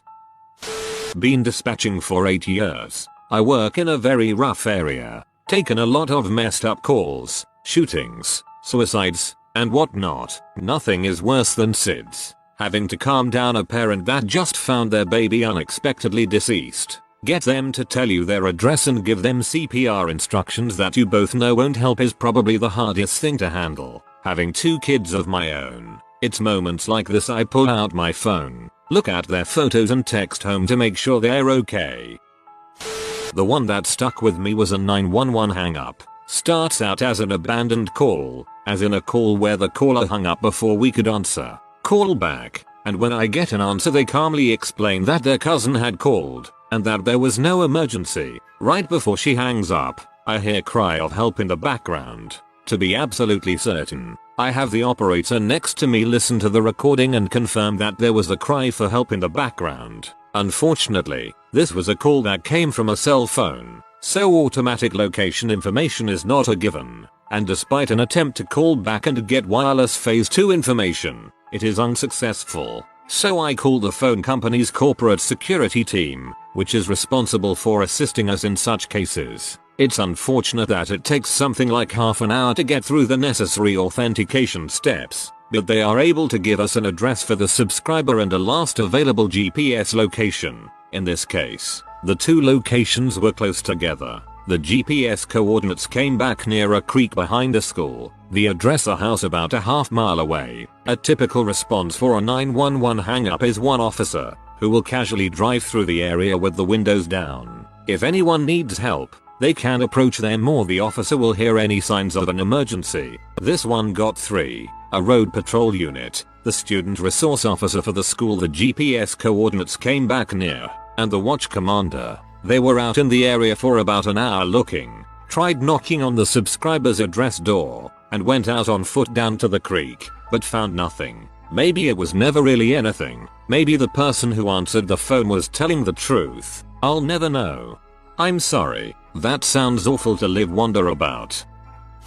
I was a dispatcher for about 4 years in a rural county. The worst call I got was a hunting accident. A guy took his 6-year-old son out hunting with him and gave the kid a loaded rifle to carry with him. The kid, while trying to get through tamarack bushes, grabbed the weapon by the barrel and dragged it behind him. The weapon got caught on a branch and discharged into the kid's head. The father called 911, got me and didn't know where he was at, as he wasn't familiar with the area and it wasn't his land. All he could tell me was that they had passed a lake or pond on a dirt road. There are several dirt roads with ponds, and I was able to narrow it down to 6 roads with the location data from the cell towers. This was the early 2000s and triangulation in rural areas sucked. Not sure how much better it is now, and his information.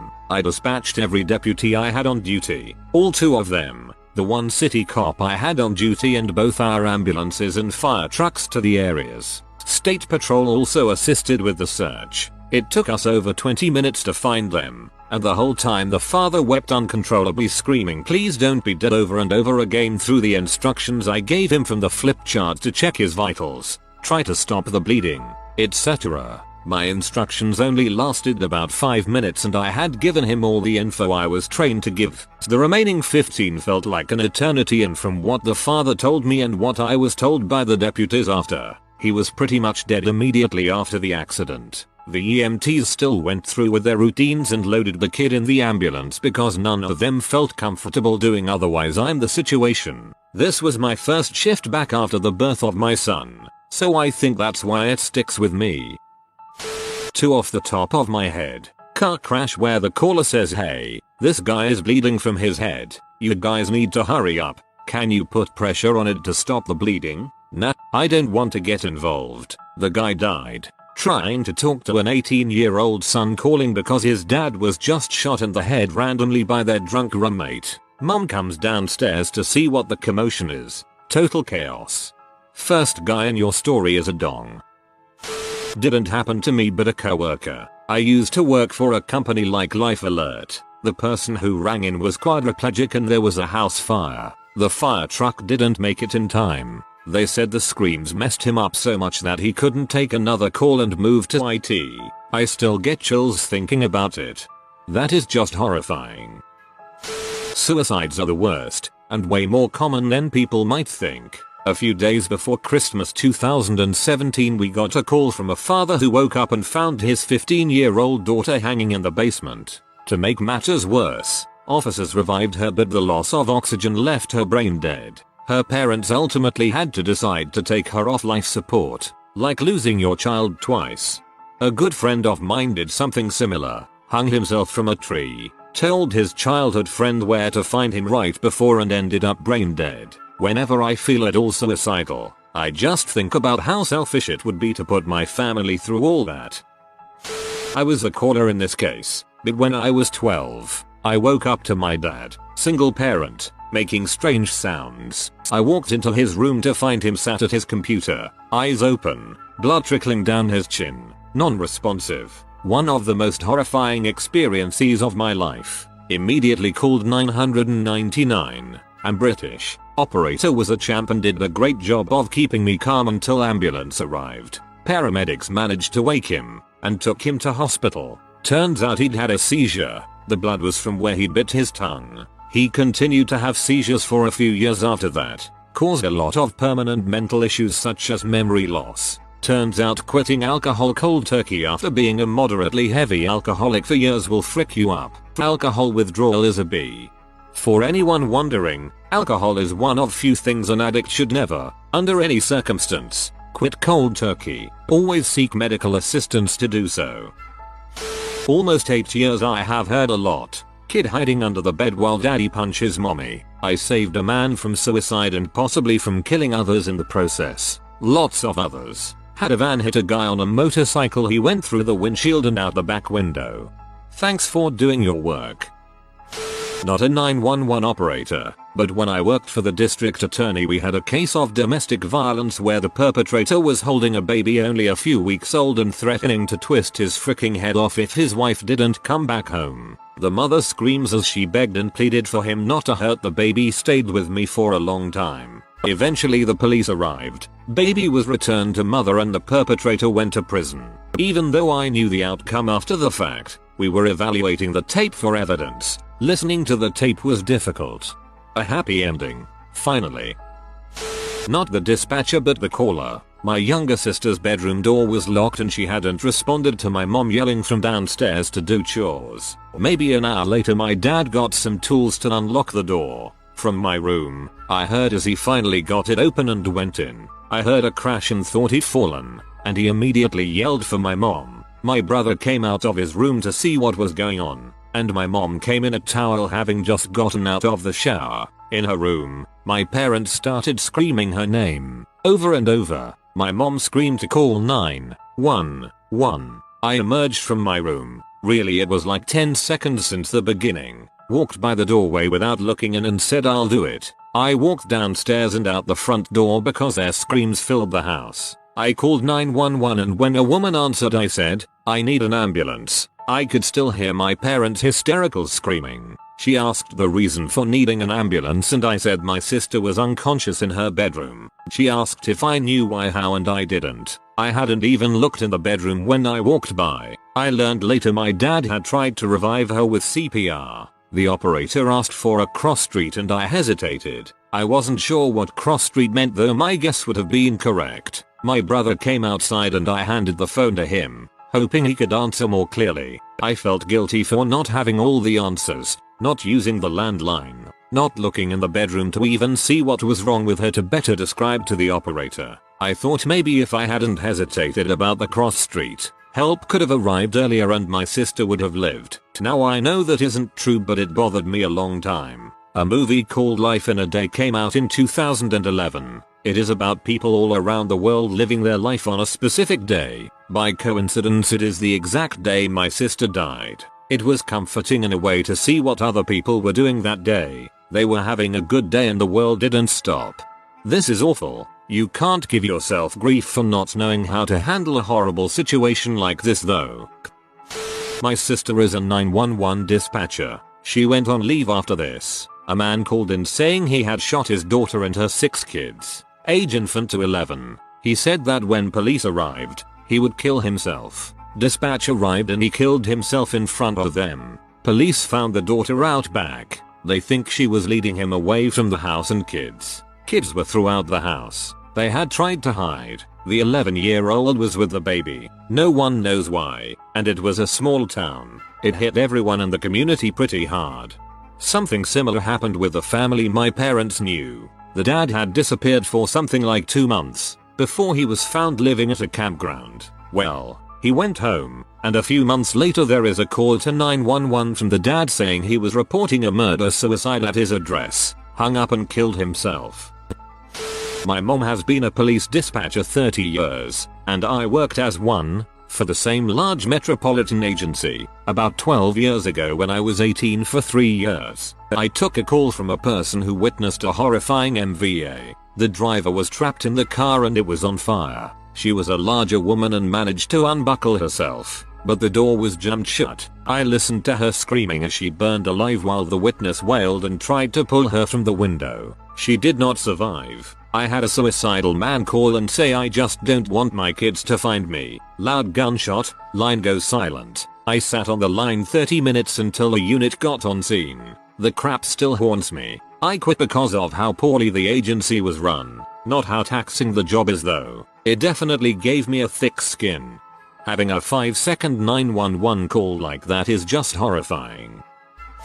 I always read through the responses to see if I'll ever meet the person who took my call. Thank you all for what you do every day. I couldn't imagine being a 911 operator.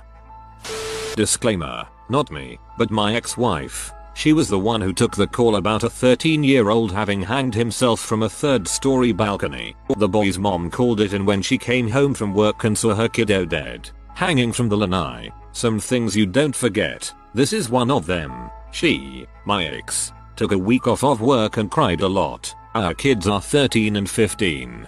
Hope your ex is okay.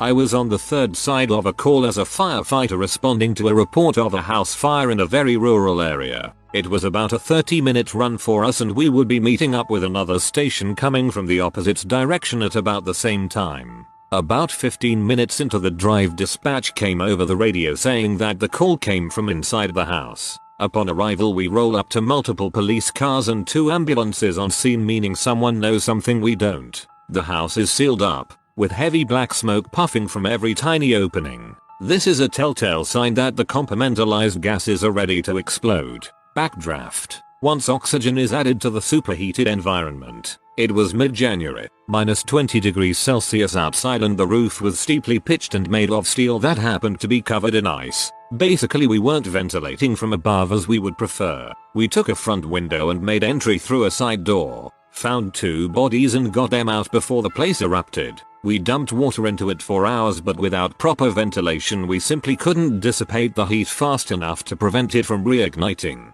We found out the next morning that a dude had shot up his family and set the place on fire. We had to go back later that day and find the 3rd body, who looked more like the remains of Luke Skywalker's aunt and uncle after the stormtrooper attack. She was in her 90s and the one who had called 911.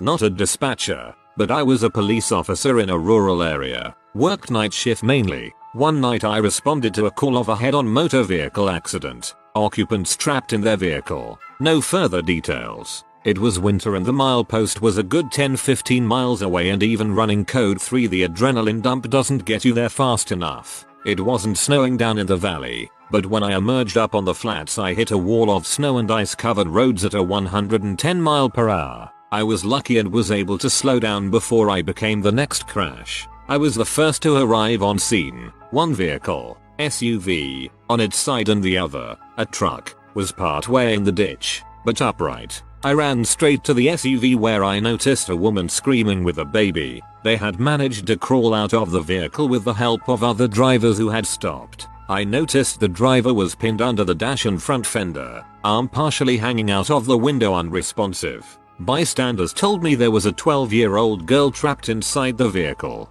The mother was screaming to the girl inside, "Mommy is here, baby." I climbed on top of the rolled vehicle and opened a back door so I could get access to the girl. I climbed inside where she was laying head to head with the driver. If you can imagine the chaos of the interior of a wrecked vehicle. I remember climbing over her, the stench of death and the to-go box of whatever they just ate scattered across the inside. I told her to take my hand, everything would be okay. I'll never forget reaching down as her small bloody hand extended up to take mine. All I could do was keep her focused on me. The driver, her father, dead just inches from us. I checked his pulse, but there was nothing. I comforted the girl while my partner pried open the rear hatch so we could get her out. Once she was out of the vehicle, I went back to the driver from the outside driver's area. He was clearly gone. Too pinned to attempt CPR, his internal injuries had to be severe. The woman, his wife, was screaming and crying. She went over and bent down, yelling at him, "You can't be gone. You can't be gone. This isn't happening." I tried to comfort her, and I put my arm on her and walked her in the opposite direction. I told her we were doing everything we could. She was mad, upset, confused. She yelled at me, "You aren't doing anything. You aren't helping him." She was in shock and didn't want to believe her husband was gone. I often remember that night and her voice. I'm not ashamed to admit I have cried many times over that call. I am thankful the children and the wife made it out alive, as well as the other driver who caused the accident. I always wonder how that family has moved on and how the girl is doing. For some reason this one just sticks with me. Not a 911 operator. I really wished I was so I could have helped the poor lady. I used to work for a Canadian call center that took American cellular calls. We were 611 or something on their phone. Some poor lady hit my line. I could hear her scream and cry for help. I heard a man trying to break in a door to get to her and wood splintering with each hit. All I could do was say, "Mom, you dialed 611. Please dial 911. It will work even if your service is cut off. Do it now, 911. Then I hung up so she wouldn't waste more time with me. That call really made me appreciate 911 service workers. Hats off to you folks who can handle that. Holy frick, we still don't know if she called 911 in time. While working as an EMT, I was held at gunpoint and spent 2 hours trying to convince the guy he still had a reason to live. He only took me and the paramedic hostage so the police couldn't storm the place. He just wanted someone there when he was going to kill himself. When it was coming to an end, it seemed like he had calmed down and we were all going to walk out of his house just fine. Then he just said, "I'm sorry," and he was gone just like that. Had a man call and simply say, "There's a body in the backyard, gunshot wound," and hang up. Turns out, shortly after the call, he actually made it his body. It still weirds me out being the last person to ever talk to that man. I know nothing else about him, and never will. I've had quite a few. One that sticks with me was a clinic calling for a month-old child having some breathing trouble. I asked to speak to dad and heard the baby crying in the background. Sent everyone out and thought all was well. I hung up the phone and continued on with my shift. The baby died hours later. The parents weren't really able to care for the child to begin with, and they didn't believe in medical care. That is up until their baby died. It angers me that people who don't believe in medical care can have children. Babies are so delicate. They need professionals involved. My dad was working at the emergency call center, but was not the one taking calls. Looked at the monitor and saw his father's address with a possible DOA. Not a great way to learn your father has died. I work in law enforcement, and part of a further education in my line of work I got to visit the comm central. During my visit I got to listen into what one of the operators were doing for a good hour. First 30 minutes were minor stuff like lost animals and a few people leaving information about possible crimes. Then a so-called priority 1 call came in. All I could hear from the caller's end was a woman screaming at the top of her lungs that she's gonna die, and loud crashing noises in the background. The operator tried to calm her down, but she was in such a state of distress that she wasn't listening to him. This went on for 5 minutes, and then the banging stopped and she calmed down. A minute passes, then you can hear a chainsaw rev up, and a giant crash before she screams out, and then lets out a loud gurgling noise. The call cut after that, so we had just the cops' radio communication to go by. But they had arrived, the guy surrendered to them instantly, and then found the woman, with her throat cut so deeply from the chainsaw her neck was exposed. They had no chance of saving her. Holy freaking crap. A woman called in to say her house was on fire. She was trapped in the corner of her living room and couldn't get out. The stairway was filled with fire and smoke, and there was also fire coming in through her windows from the floor below. She was screaming for help. She died on the phone. I think 4 people died in the apartment building total. I've heard plenty of chilling calls, from the screams of people finding their loved ones dead to injuries more gory than anything out of the worst horror movies. One that I've personally taken that stays with me is a lady who called and her first words were, "My husband has a gun to his head." Luckily she was able to give me her address before he walked into the room, and she told him she was on the phone with his mom. I quickly had to shift to asking questions in a yes or no fashion to get the officers the information they needed while trying to keep her looking inconspicuous. He got suspicious that she was on the phone with 911 and said that he would pull the trigger if it was the police. To her credit, she did a fantastic job of staying relatively calm and quickly giving me a yes or no in between keeping conversation with him to keep him distracted. I sat and listened to them argue about I'll give you the gun only if you give me the phone for a while. And then I could hear a struggle for the phone and the line went dead. I sat there for a minute with an overwhelming feeling of having no idea what happened next or if him seeing that call could have caused the death of either one or both of them. You did a great job. Very clever and adaptable. I'll add another one. I was fairly new and got stuck working the overnight after a full shift already. Around 6 AM I got a frantic call from a woman. She stated she woke up to find her boyfriend passed out on the couch. Went through the typical questions with her. Yes, he is a drug user. No, he is not breathing. I was about to give her medical instructions when I heard her scream, "No baby, get out of the room." Get out, I asked who it was and she told me it was their 6-year-old daughter. Mum was in a state of shock before that, but the remainder of the call I spent listening to her wail while she waited for someone to help. I've had almost the exact same situation except in this case the small child died of illness and not an overdose. I'll never forget her mother's screams either. OMG, that poor mom. That poor baby. Poor you. My grandmother was a 911 operator in a small town in California back in the early 1980s. She was the only one on duty and received a call from her good friend's husband. He told my grandmother that he and his wife had fought, and that he had a gun to his head. She did her best to stall him and talk him down, but he unfortunately pulled the trigger before the police could get to him. She then heard her friend screaming as she found his body. 911 operators of Reddit, what was the most vague call you've ever received?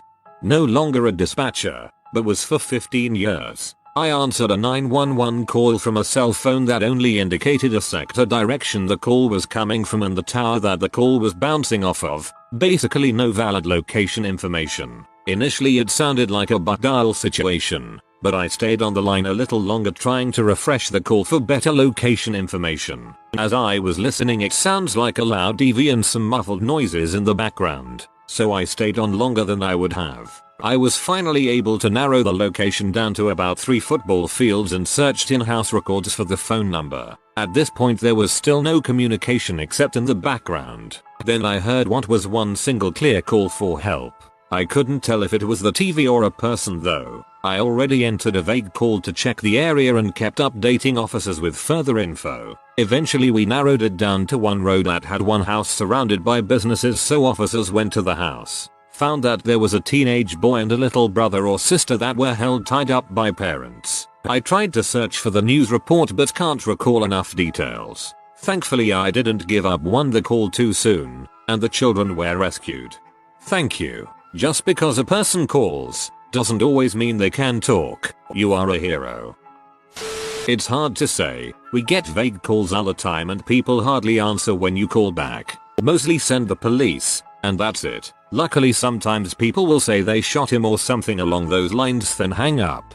My favorite type of caller. You don't need the address, just freaking send the cops already. But I work in bank security but receive alert line calls from bank staff, which is essentially the same as 911 operators would receive. I had a call at midnight and it was this guy who started off by saying, "Is this a secure line? I think they're listening."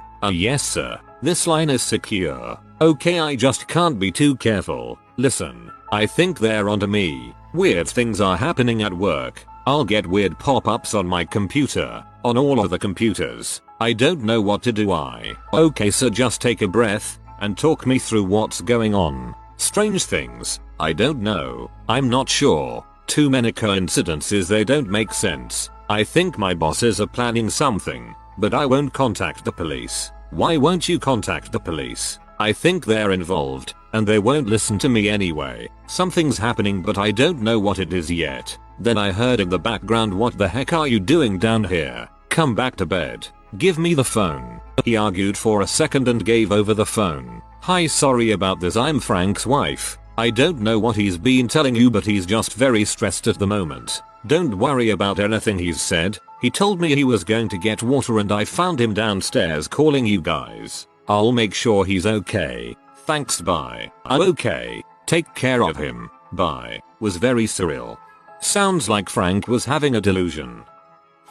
Some rambling followed by a clear there's a bomb on the train followed by a click. Middle of the night when it's supposed to be quiet. And I was only working there for about a month at that point, as a railway police dispatcher.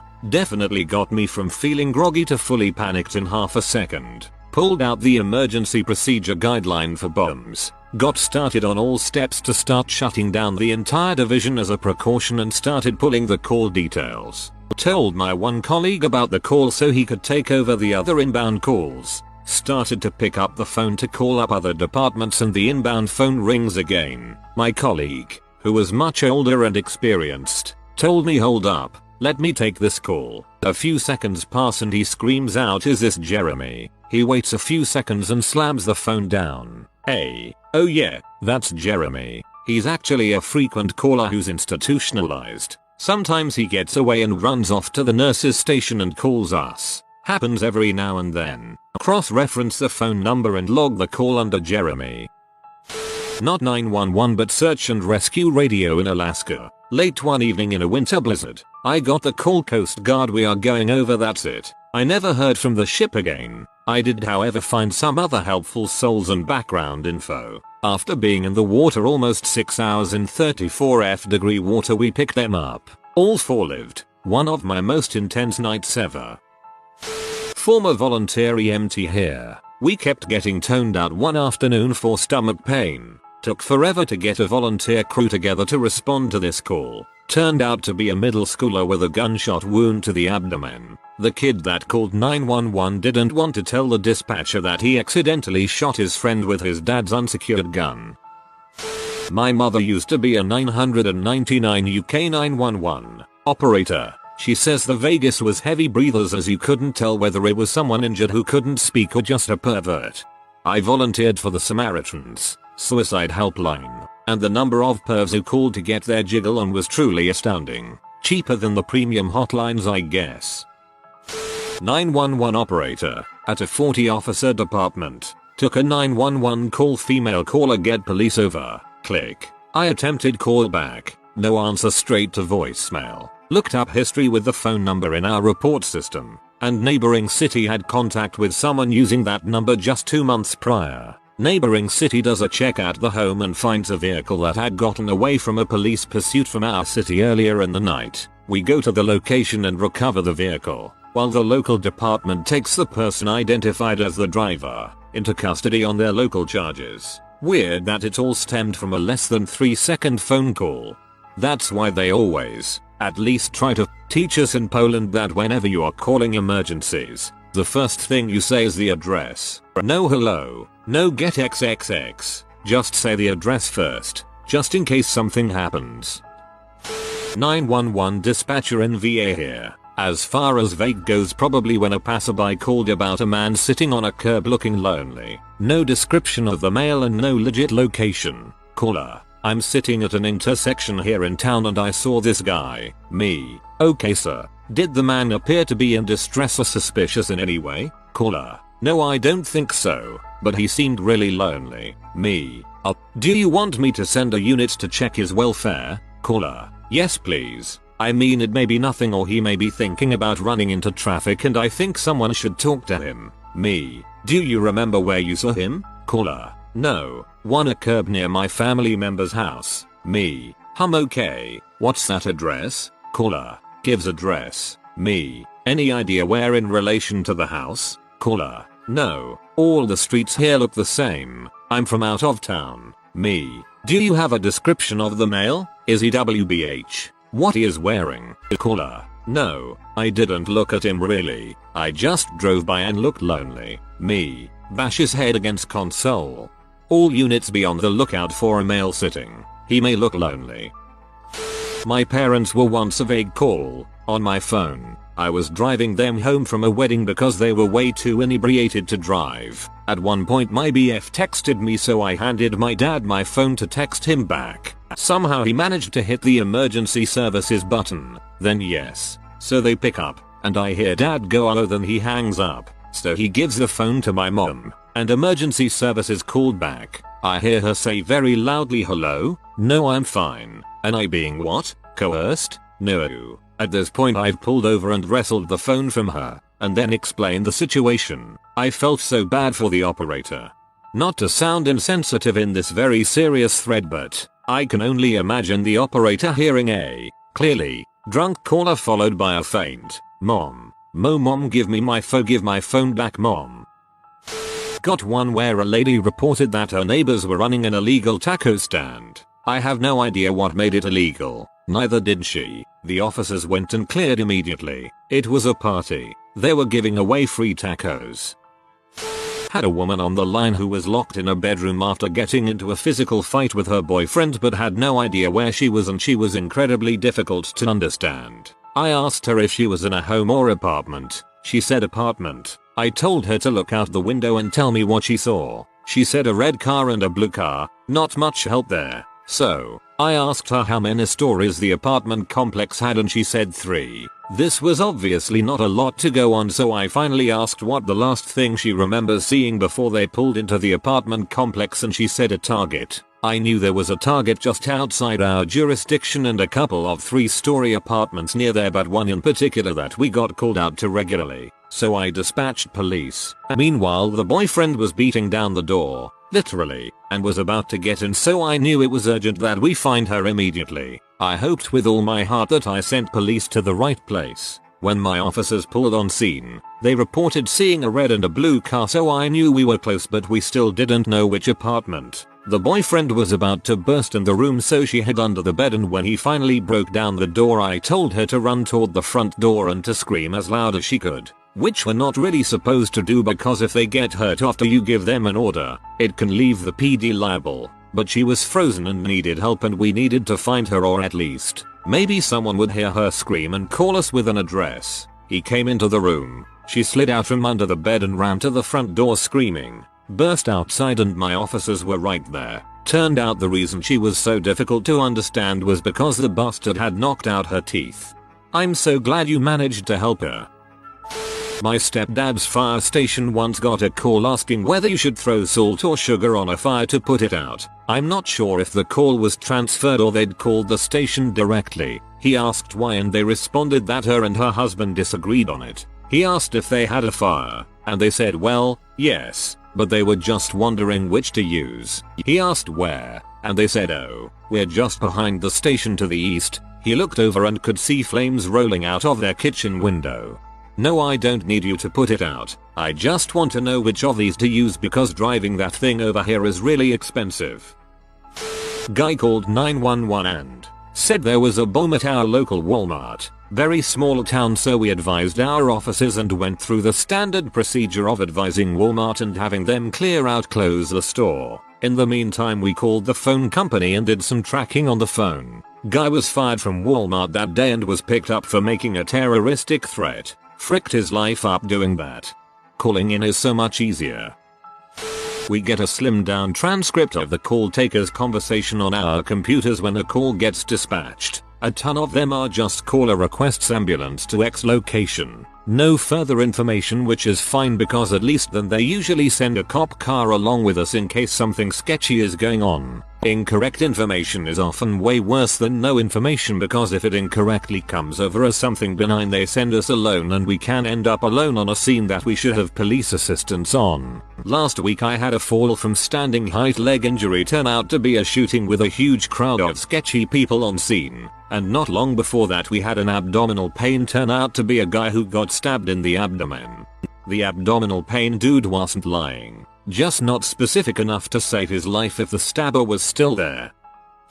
Not me, but my friend's dad in a 999 emergency operator, and he picked up a call. The caller just said help and hung up. By the time he sent the police, the house fire had nearly burnt the whole thing down.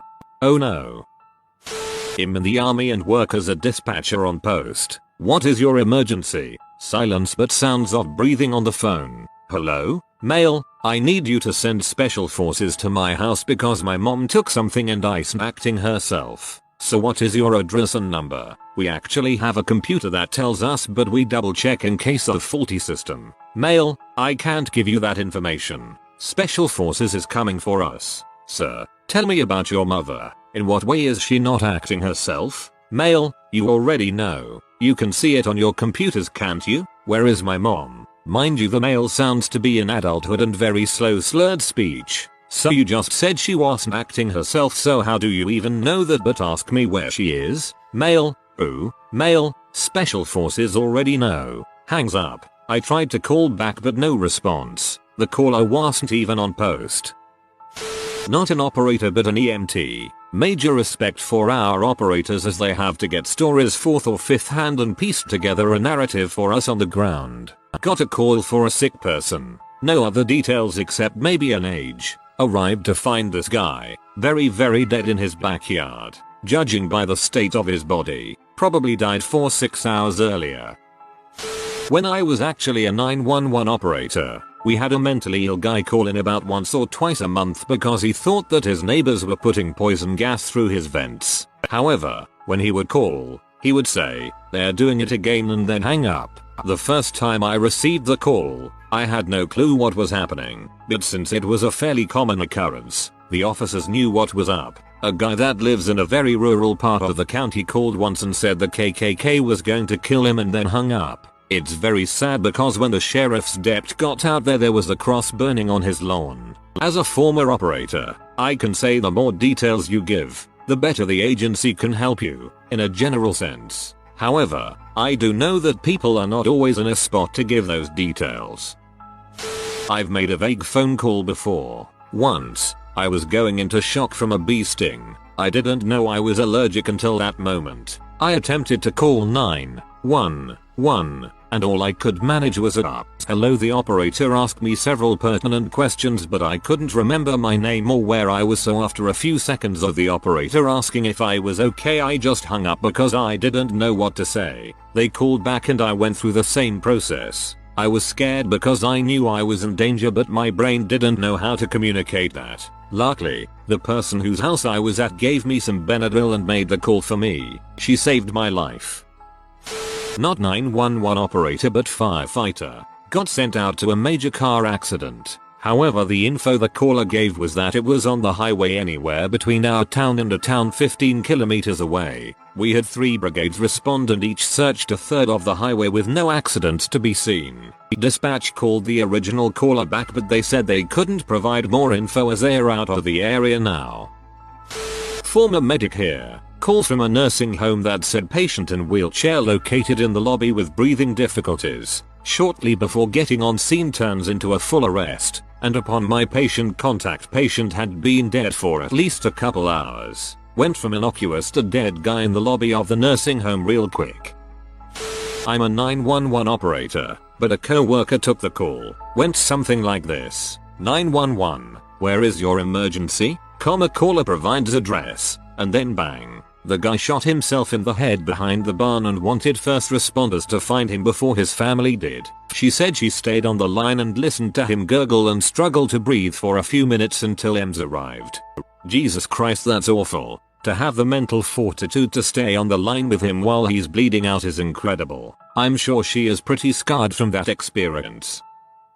Some girl calls saying her car was stolen. I'm asking questions. I ask which direction she last saw it headed. She says, "We're passing Northern Boulevard now." WTF? I ask if she's in the car and she says yes. Stolen car call is now a kidnapping call. I'm asking her more questions. Police are scrambling. I then hear say, "Slow down babe, you're scaring me." Kidnapping call has now de-escalated to an angry girlfriend call. Police still find them and make sure everything's okay.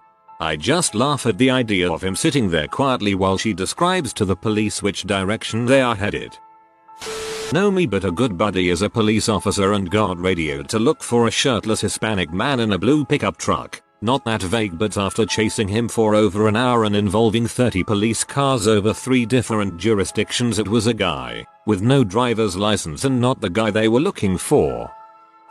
Not sure if this counts, but my friend's dad used to be a cop, and he got this radioed into him from a colleague. Injured woman in my town name. Need backup. Nothing else. He tried responding back and got nothing. He eventually got into contact with him a few days later, and I guess a woman had faked an injury and ended up attacking the officer.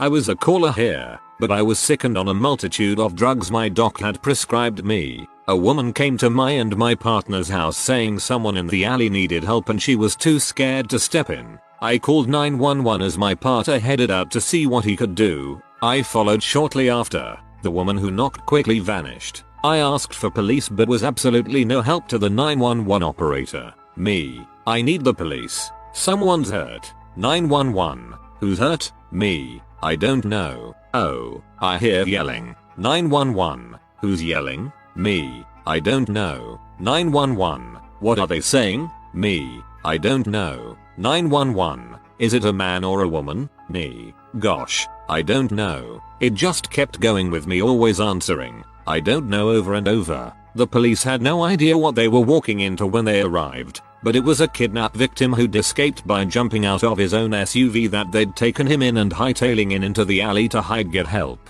He came back to our house 6 weeks later with a box of chocolates to thank us for helping him.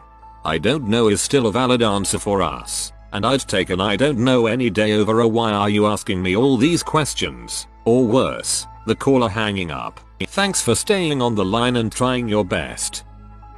Not me, but heard of a case where a domestic violence victim called emergency and it went somewhat like this. 911, what's your emergency? Hi, I'd like to order pizza. You realize you've called emergency? Yes. Can I get a Super Supreme? 911 operator realizes what's going on. Are you under duress and unable to speak but you need police help? Yes, that's right. My address is X. How long until the pizza arrives? 10 minutes. The pizza didn't show but cops did, and the abusive boyfriend was separated from his knife.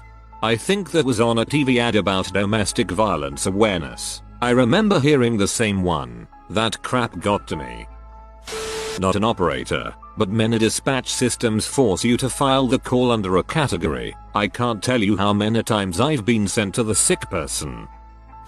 Probably the most confusing calls to deal with were the ones from cars auto dialing when they detected a collision. They only came through on certain call terminals set up to also receive the GPS data from the vehicle but would otherwise come through like any other 999 call. You'd essentially be placed in a conversation with a probably half-concussed person very confused as to why their car dashboard was now talking to them. Many people didn't even know their car had the feature built in.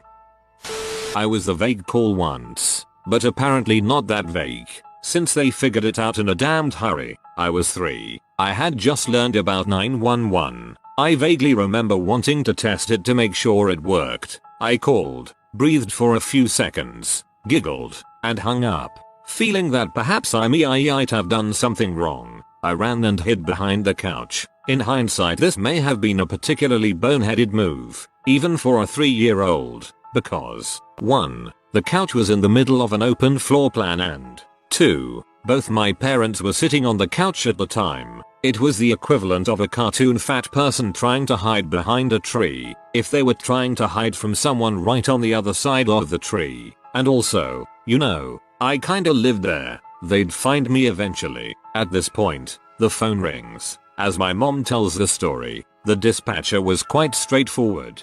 Dispatcher, hello, this is 911 returning your call. What is your emergency? Mom, blank confusion. Dispatcher, do you by any chance have any small children in your residence? Mom, slowly turns around like a possessed person to make direct eye contact with me. Yes, we do. I will speak with him. It was not a pleasant conversation.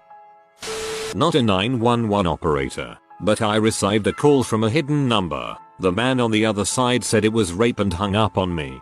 Yeah, I wouldn't be able to sleep that night.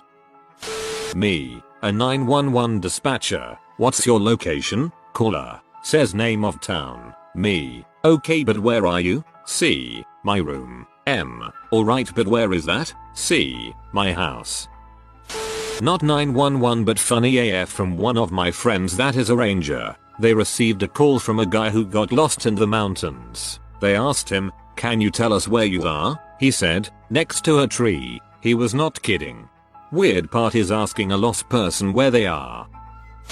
Half of them qualify as too vague to be useful to anyone. People will start talking while the phone is still ringing and I'll answer in the middle of a story. When you ask people what address they're at, you can get things like the name of the city, the corner store, sewer city, of any other random generic name they decide for that part of the city, and my favorite, my home, and at my friend so and so's house. Like that helps at all. Other fun ones include calling cause they were assaulted by a roommate, lover, relative, and all they'll do is yell to hurry up, without ever telling you where the frick they are, or their apartment number if you do manage to figure it out, and they don't know the last name of this person. Just some vague crap like Henry. They also can't give you any details of what color or type of clothing this person has on, and if you ask if they're white, black, Hispanic, they'll say yeah. It's not a yes or no question. Then you have the "I'm on the interstate," and they can't tell you which direction they're going and give you locations that are physically impossible, like eastbound on I-95, and it's somewhere between these 2-mile markers that are 20 miles apart.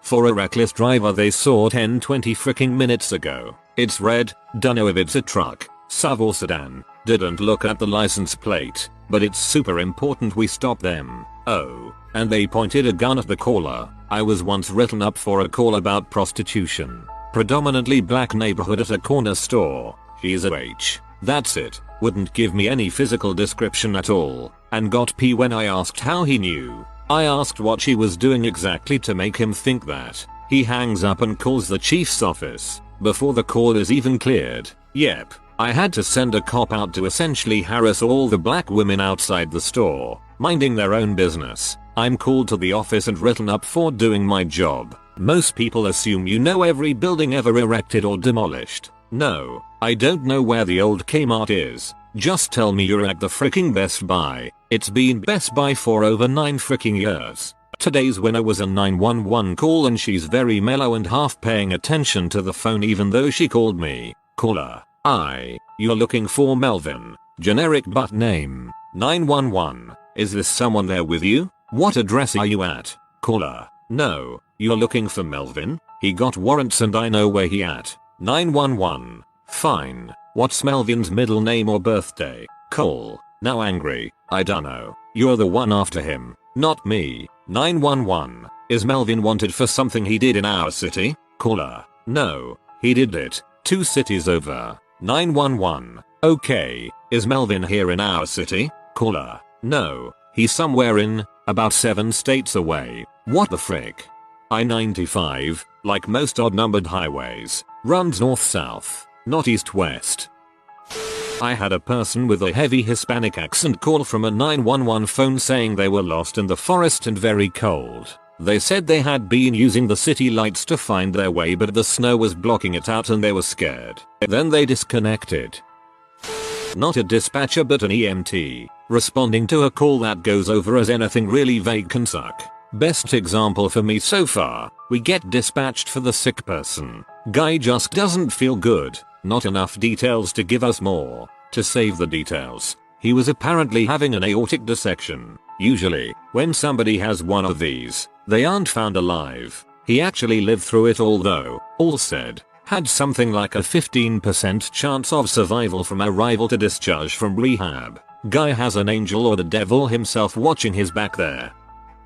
Suspicious person calls, as in, they can't say why he's suspicious, just something about him. Is he looking into houses? No. Is he checking door handles on cars? No. Then what's suspicious about him? You just have a bad feeling. I wasn't a 911 operator, but I was a clerk in a military emergency room and this probably fits the spirit of the question. I got a call around 2-3 am where person just shouted, "Send an ambulance now," and hung up before I could say anything. I had no contact with local emergency services. I actually had no contact with the military emergency services either. Basically I just shrugged and told my nurses that something crazy this way comes.